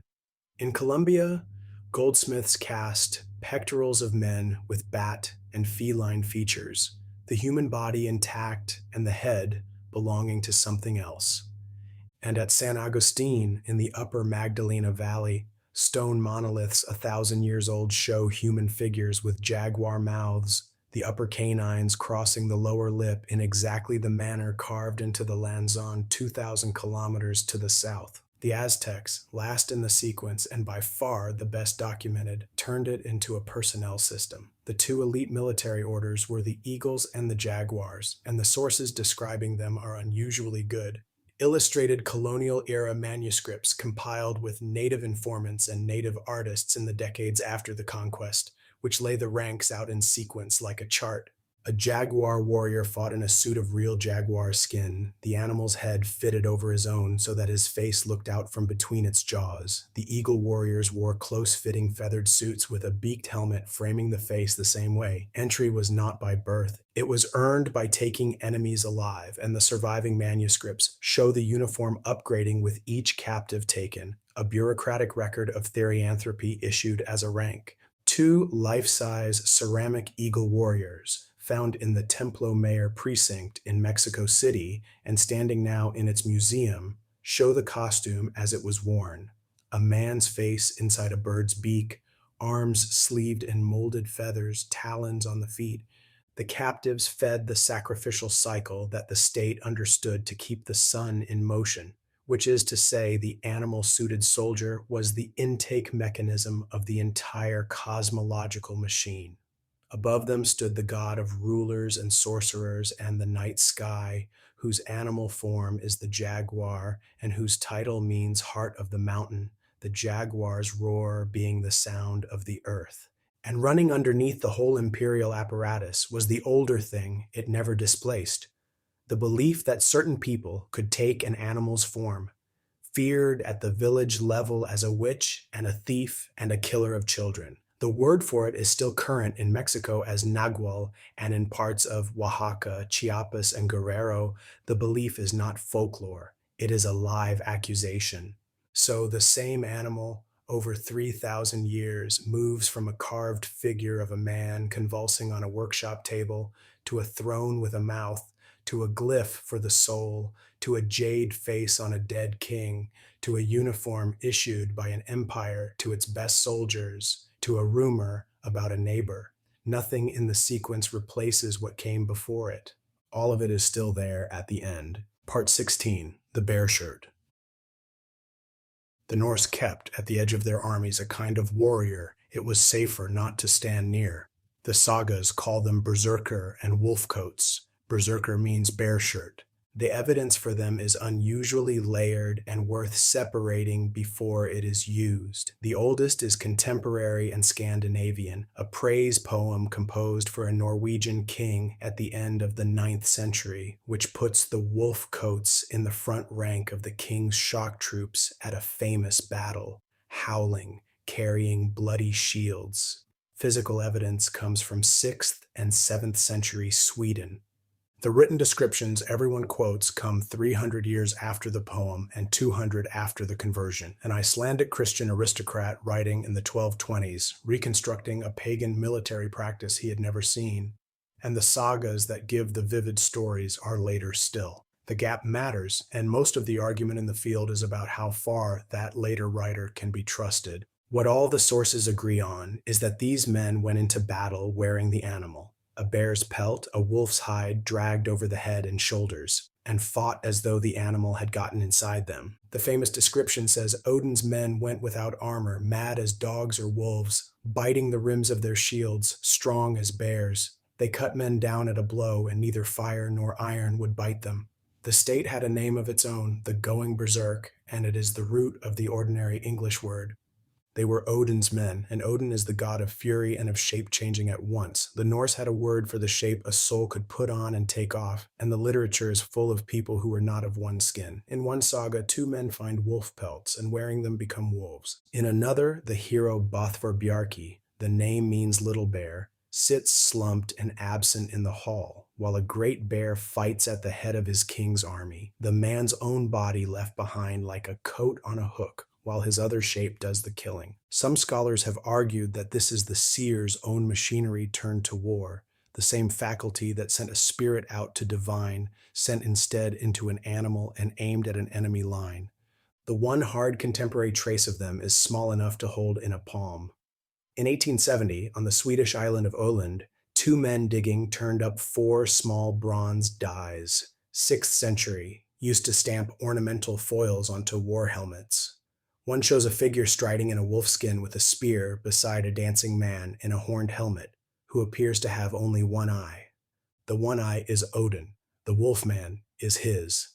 7 centuries before anyone wrote anything down, the pairing is already fixed in metal, and it is stamped onto the armor of men who hoped to become it. But the berserker did not invent his bear. He stole it. The terror he wrapped himself in came off an animal that the whole of the North, the same forests, and often the very same people, held in a regard that had nothing to do with war and everything to do with the fact that of all the animals a person might meet in those woods, this was the one that looked back at you like kin. Part 17, the bear ceremonies. The circumpolar north is a single continuous environment wrapped around the top of the world. The boreal forest is a belt of spruce, pine, larch, and birch 600 to 1,200 miles deep, running from Norway across Finland and the entire width of Siberia, jumping the Bering Strait and continuing through Alaska and Canada to the Atlantic. It is the largest forest on Earth, roughly a third of all the forest there is. North of it lies tundra, and beyond that sea, ice. For human purposes, the whole belt is one habitat. The same long, dark winters, the same short, violent summers, the same dependence on fish, on reindeer or caribou, and on hunted game. It is occupied by people speaking languages from at least a dozen unrelated families, many of whom have had no contact with each other in 10,000 years, and some of whom have had none ever. And across nearly the whole of it moves one animal. The brown bear is the same species in Lapland, the Urals, Kamchatka, Hokkaido, and Alaska, where it is called grizzly. At the northern edge, it is replaced by the polar bear, and the belief system adjusts without breaking. In the temperate south of the range, in Japan and North America, the black bears take the role. Of all the animals a person might become, this one requires the least imagination. It stands on the flats of its feet. It rears to full height to look at you, and at full height, it is taller than you. It eats what we eat in the same seasons, in the same berry patches, and the same salmon shallows, which makes it a competitor rather than a resource. It sits down to eat and uses its forepaws as hands. Its hind track in mud is disconcertingly like a broad bare human foot. And skinned, this is remarked on independently in nearly the same words. From Finland to the Yukon, the carcass is very nearly a human body. Long limbs, blunt hands, a barrel of ribs, a naked pink thing hanging in front of a man who has to keep butchering it. It does something else no other large northern animal does. Each autumn, it goes into a hole in the ground and stops, apparently dead for half the year, and each spring it comes out alive, often with young that were born down there in the dark. A being that dies into the earth and returns is not a hard thing to think of as a god. The oldest claims about a deep bear cult are the weakest, and one of them nearly destroyed the subject. In the 1920s, an amateur excavated a cave 8,000 feet up in the Swiss Alps and reported cave bear skulls stacked inside stone chests, one with a leg bone driven through its cheekbone.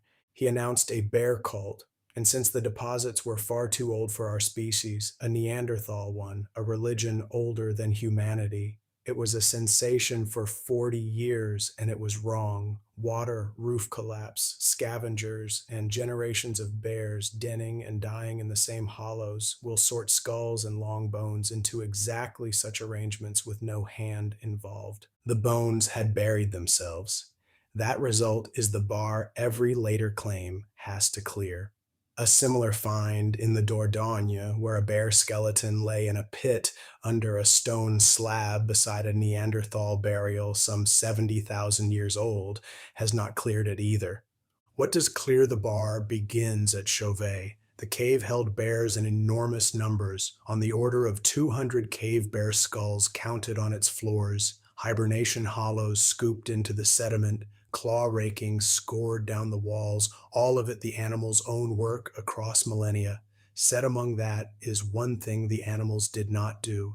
In a chamber near the middle of the cave, someone lifted a single skull out of the scatter and placed it, snout forward, on a flat block fallen from the ceiling, with charcoal on the block, further skulls in a rough arc on the floor nearby, and painted bears on the walls around it. 36,000 years ago, a person walked into a bear's house in the dark, picked up the skull of its owner, and set it on an altar-shaped rock.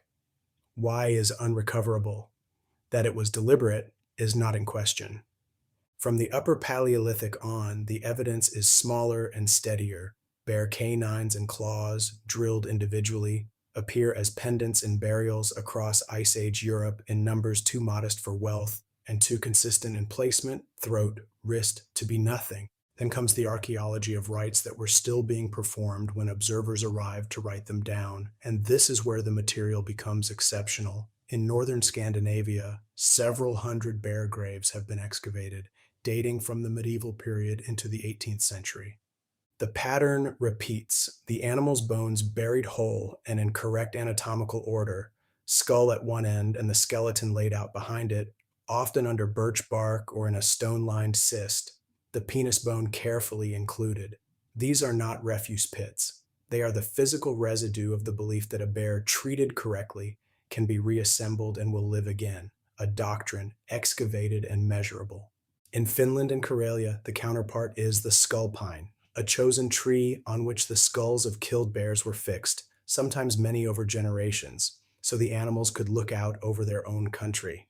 In Arctic Siberia, the site is Ust-Polui, near Salekhard, at the mouth of the Ob, occupied around the 1st century BC and 1st century AD, and excavated since the 1930s. It produced an extraordinary quantity of ritual material, bear imagery prominent among it, including bronze and bone objects showing the bear's head laid between its own forepaws, the exact posture in which the head and paws are set on the table at a bear feast 2,000 years later. The gesture is the same gesture, archaeologically attested, at the same latitude, in the same river basin. That motif dominates the extraordinary bronzes of the Perm animal style, cast in the Kama and Upper Volga basins between roughly the 5th and 15th centuries AD. These are flat openwork plaques, some only a few inches across, and they are among the strangest therianthropic objects made anywhere. They show the bear head on paws over and over. They show human faces set into elk muzzles, men standing on the backs of beasts, figures with bird wings and animal heads and human bodies, three-tiered cosmologies compressed into a palm-sized casting. They come out of the ground in hordes across the Urals region, and they are the best physical evidence anywhere that the beliefs recorded in Siberia in the 19th century have a metallurgical ancestry 1,000 years deep. In the Japanese archipelago, the deep evidence is older still. Jomon sites in Hokkaido and northern Honshu, the long hunter-gatherer culture that ran from before 14,000 BC to around 300 BC, have produced clay and stone bear figurines, bear-shaped vessel decorations, and deposits of bear skulls and bones in arrangements that are not butchery waste. Then, between roughly the 5th and 13th centuries AD, a maritime culture occupied the coasts of Sakhalin, the Kuriles, and northern Hokkaido, and their houses contained something startling. Bone deposits built up at the rear interior wall of the dwelling, consisting of bear skulls, dozens in some houses, stacked and arranged along with seal and dog skulls, together with small bear figures carved in bone and antler. That culture was absorbed by Ainu populations. The bear ceremonialism recorded among the Ainu 1,000 years later is the same practice with living witnesses to explain it. In North America, bear canine ornaments, drilled and sometimes inlaid with pearl, are among the prestige goods in mounds in the Ohio Valley 2,000 years ago, with grizzly canines traveling hundreds of miles east of any living grizzly. In Wisconsin and Iowa, effigy mound builders raised earthworks and animal outlines, and among the birds and water spirits are unmistakable bears, some over 100 feet long. And in the Arctic, there is the strangest body of evidence of all. The Dorset people occupied the Canadian Arctic and Greenland from around 500 BC to about 1500 AD, and they carved, in walrus ivory and antler, small polar bears, hundreds of them from sites across the Arctic. Many are ordinary, some are not. A recurring type shows the bear stretched out with its head thrust forward and its legs trailing behind in a posture no bear adopts on the ground, and a number of these carry incised lines marking the skeleton, the spine, the ribs, the joints, carved onto the outside of the body.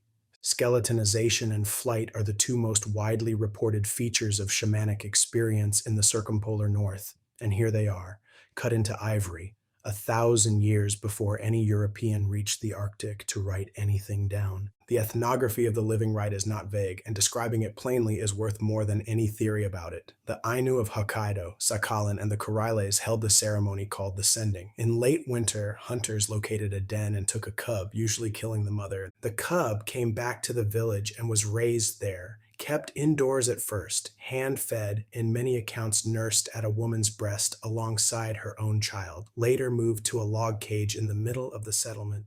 It was addressed as a guest and as a child. After a year or two in midwinter, the village held the sending. Prayer sticks, willow wands with the shavings left curling from the shaft, were prepared in quantity. The bear was let out, decorated, walked around the enclosure, played with.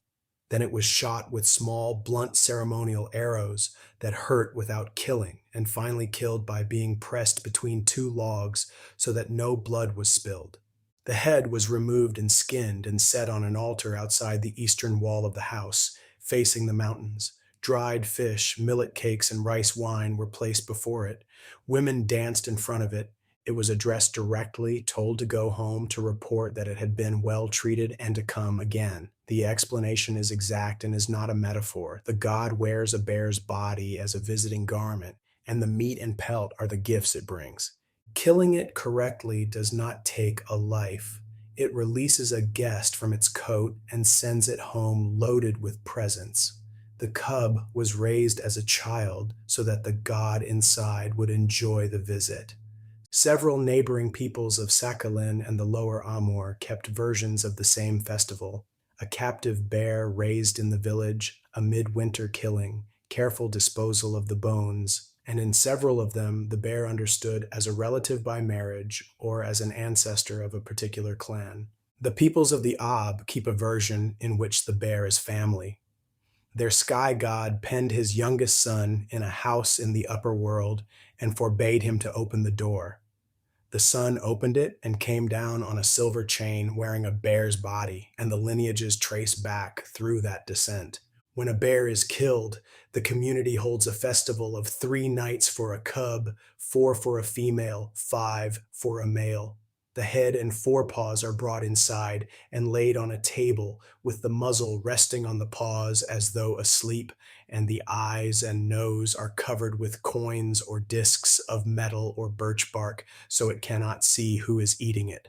The killing is explained to the animal as an accident, or blamed on a Russian or on the gun. Fixed songs wake it gently at the opening and lull it back at the close. Between them, night after night, masked performers in long-nosed birch bark masks run a program of skits, burlesques of ancestors, obscenities, satires on the neighbors and on the Russians, because a guest who has come a long way must be entertained, and the way to entertain a dangerous grandfather for 5 nights is to make him laugh. Soviet authorities banned the festival for decades as backward superstition. It survived and is performed again. A version recorded in Scandinavian sources from the 17th century ran 3 days. The man who found the den led the party and carried the spear. The hunters approached in a fixed order and returned in that order, entering the dwelling through a rear opening kept for the purpose. Those who had handled the carcass were separated from the women for 3 days, and the women looked at the returning hunters only through a brass ring, a filter between the ordinary world and men still carrying the animal's power. The bear was addressed in a special vocabulary. The everyday words for the animal, its parts, its blood, and the act of killing were all avoided. Then the bones were buried in order, which is why the graves are there to dig. In Finland and Karelia, the same complex survives in verse. Long bear songs for the bear wake carry the animal, greeted at the door as an honored visitor, told that it was not killed but came of its own accord, praised, feasted, and finally escorted to its skull pine. The songs give it dozens of bynames: Honey Paw, the Fair One, the Forest's Apple, because its true name is not to be used. That avoidance is embedded in half the languages of the North, and it is the single most durable trace of the whole system. The English word bear is not the animal's name. It descends from a Proto-Germanic word meaning roughly the brown one, a euphemism that displaced the inherited Indo-European term because the peoples who spoke Germanic would not say the true word aloud, on the theory that to name the bear is to call it. The real name is simply gone. Slavic did the same thing by another root. The Russian word for the animal means honey eater. Half the Northern Hemisphere has been using a nickname so long that the nickname is the only name there is. The belt does not stop at the taiga's edge, and 3 cases show what happens when it runs into agricultural states. Korea puts a bear at the origin of the nation.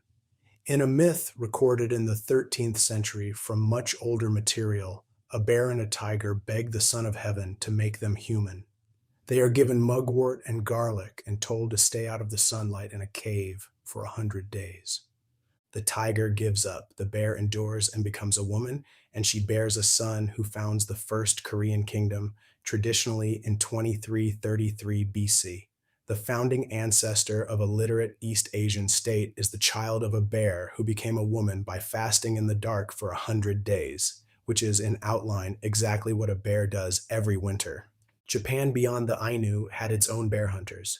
Mountain hunters in Tohoku and the northern Japan Alps hunted bear in organized winter parties into the 20th century and maintained a full ritual apparatus around it, a distinct hunting vocabulary used in the mountains in place of ordinary Japanese, purification before setting out, prayers to the mountain deity, and a ceremony over the killed bear to release its spirit performed before butchering.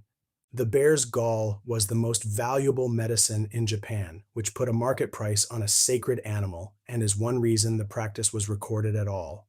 China carries traces in its oldest layers. The legendary Yellow Emperor's clan name is given as Have Bear. Bears appear in early bronze imagery, as legs and supports on later bronze vessels, and in tomb figures where masked exorcists in a bear skin with four golden eyes led a ceremony to drive pestilence out of the palace at the turn of the year.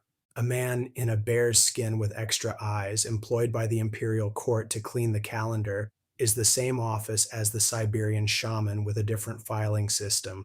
Everything above concerns meeting the bear as a person. Several unconnected peoples took the further step of becoming one. Among the Yucca gear of the Kolyma, the anthropologist Rane Willerslev documented hunting as a controlled partial crossing. The hunter imitates the animal's gait, sounds, and posture, not as camouflage, but as a genuine assumption of its being, ending in a condition Willerslev describes as not an animal and not an animal. The danger is specific. A man who mimics too completely may be taken by the animals for one of their own and fail to return. It is the same warning the Runa give about the jaguar, reached independently by people hunting in snow. Among the Inuit, the polar bear is the most powerful of the helping spirits a shaman can acquire, and the belief recorded across the Arctic is that the bear in its own house takes off its skin and is a man underneath. Shamans were said to travel with a bear helper, to be devoured and reassembled by one during initiation, and to fly. The Dorset ivories described above are the material trace of exactly that: skeletonized bears in flight, carved 1,000 years before anyone wrote the belief down. Among the Athabascan peoples of interior Alaska and northwestern Canada, the etiquette is the most elaborate on the continent. The anthropologist Richard Nelson recorded the Koyukon world as saturated with watchful non-human persons, of which the brown bear is the most demanding. It is spoken of only in circumlocution. The hunt is surrounded by prohibitions. The meat is handled under rules that separate men and women. The skull is placed in a tree, and the animal is understood to hear what is said about it from any distance. Among the Anishinaabe of the Great Lakes, becoming the bear is feared rather than sought. The bear walker is a person who travels at night in bear form, recognizable by a glow, and does harm at a distance. The tradition is current, discussed in communities now not as folklore, but as something to take precautions against. A bear that is a person is a neighbor to be honored. A person who is a bear is a threat. The most concrete case was recorded in California. Among several peoples of that region, there were bear doctors, men, occasionally women, who owned a full grizzly hide fitted over a frame of hoops and netting with a wooden armature, water-filled bladders inside to give it weight and movement, and a shell bead lining. The suit was hidden in a cave or a hollow log. A bear doctor put it on in secret, and in it was understood by himself and by everyone else to be a grizzly, capable of impossible speed, and he used that identity to kill. Early ethnographers collected accounts of the initiation, the hiding places, the construction of the suit, and the killings from people who had known bear doctors personally. It was a secret hereditary society functioning as a mechanism of assassination inside a therianthropic belief the whole region shared. In the Pueblo Southwest, becoming the bear is medical. Bear power is the strongest curing power there is, and the medicine societies there own it directly. A doctor works wearing the skinned forelegs of a bear over his own arms, paws, and claws intact so that the hands laid on a sick body are a bear's hands, not symbols of a bear's hands. And on the northwest coast, where the bear is an ancestor as well as a neighbor, the transformation is theatrical and public. Documented from the late 19th century among several Northwest Coast nations, the bear is a crest owned by particular lineages, displayed on house fronts and on cedar poles 40 feet high. The origin story is the bear mother. A young woman picking berries insults the animal, mocks its droppings, laughs. She is taken by the son of a bear chief, lives in his house, bears children who are half bear. Her brothers find and kill her husband. Her cub children found the bear lineages. In the winter ceremonial, the crest is not merely displayed, but worn in carved cedar masks, some of them hinged and strung, so that the bear's face splits open in front of the audience to reveal a human face inside and then snaps shut. In the 1920s, the anthropologist A. Irving Hallowell gathered all of it into a single study and recognized it as one phenomenon: peoples across Scandinavia, Siberia, Japan, and North America. The same animal, the same apologies, the same avoided vocabulary, the same careful disposal of the bones around the entire top of the globe among peoples who, in most cases, had never met. Nobody knows whether that is inheritance from a common Paleolithic root or convergence on an obvious solution. Hallowell's own contribution was to stop treating it as superstition and to name what it assumes. Other than human persons, beings with inner lives, speech, societies, and the right to be addressed, of which the bear is simply the most obvious. That is the same ontology the runa gave the jaguar, wearing fur here instead of spots. One thing the northern material leaves open is who gets to do this. Some villages raised their cub collectively, but the bear doctor worked alone and in secret, and the bear walker is a private menace. For a case where the animal is nobody's individual property, inherited at birth, owned by a clan, and worn in public on an announced date, the place to go is the largest island in the world. Part 18. The Mask Dances. There is not enough space here to explore the use of animals and the blurred boundary between animals and humans as totemistic principles of social organization and cultural imagination, but there are traditions of therianthropic transformation through mask dancing whose deep history and exquisite realization demand mention. The Sepik. New Guinea holds something over 800 languages, a seventh of all the languages on Earth, in societies that until recently had no states and no rank above the village. What organized them was clanship, and clans are very often named for and descended from an animal: crocodile, cassowary, hornbill, eagle, pig. The Sepik itself is the largest river on the island, 700 miles of floodplain so flat it barely falls in its last 300, and it carries saltwater crocodiles up to 20 feet, which take people. The Yatmul of the Middle Sepik hold that the river was cut by the movements of a giant crocodile, and that a man once found the crocodile's spirit house on the riverbed, learned what was in it, and came back to build the same thing on land. That is the spirit house. The largest structure a village raises, its ridgepole 60 feet up, the gable carved and painted as an enormous face, the interior holding sacred flutes, slit gongs, carved ancestor figures, and the orators' stools that speakers strike with bundles of leaves while they talk. It is clan property, and the animals carved on it are clan animals.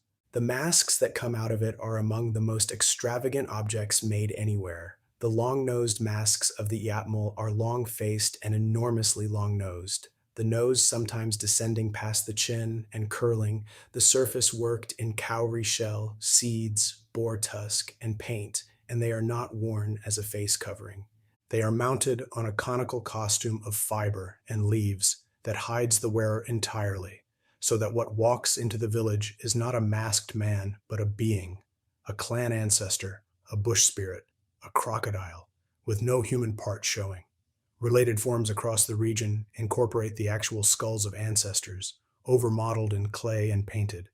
400 miles east, on the delta country of the Papuan Gulf, one people ran a great mask cycle documented in full by a government anthropologist who followed it from beginning to end and published his account in 1940. A cycle took 10 to 20 years. It began by raising a new men's house and then, inside it and in secrecy, building the masks, sea spirits on cane frames covered in bark cloth, painted red, black, and white, some 6 meters tall, each owned by a lineage. Men died during the construction of masks they had started. When they were finished, they came out at dawn, and for about a month the spirits were in the village in the open, danced and fed and addressed. Then they were taken to the beach and burned, and the village began preparing for the next cycle, which most of the people watching would see only once more. Alongside the masks, and worth naming because it is the same relationship pursued by the opposite means, in the same spirit houses, boys are cut, Hundreds of incisions across back and shoulders and chest, irritated so they heal into raised keloid ridges depicting crocodile hide, the initiate understood to have been swallowed by the animal and released, marked. The gulf builds the animal outside the body for a decade and burns it in a month.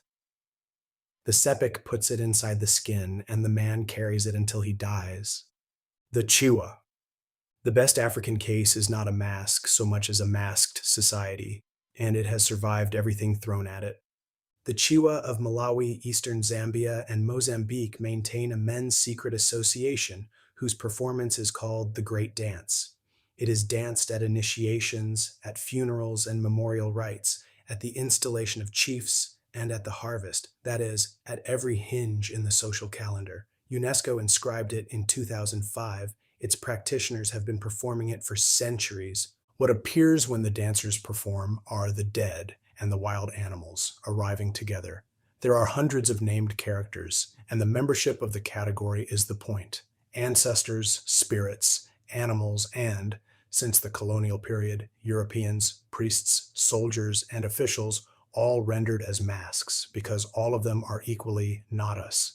The masks themselves run from fiber and cloth faces to carved and painted wooden ones, and above them sits a separate class of object entirely. The great zoomorphic structures built of woven bamboo and grass on a frame, whole animals several meters long, carried and animated from within by more than one man.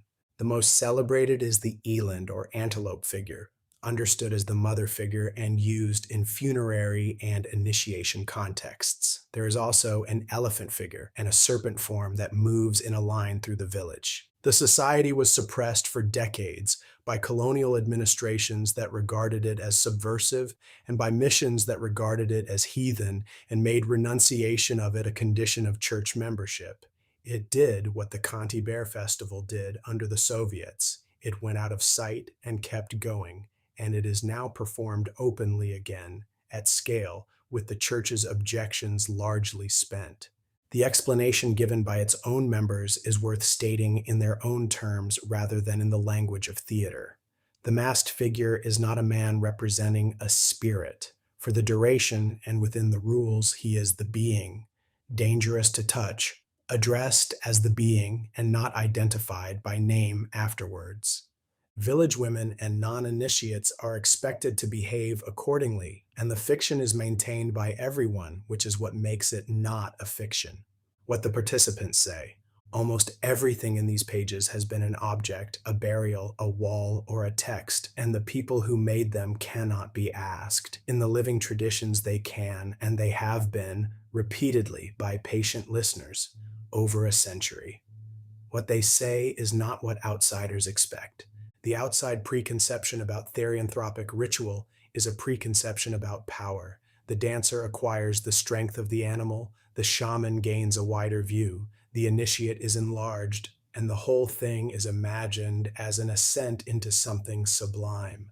That is not, on the whole, how participants describe it.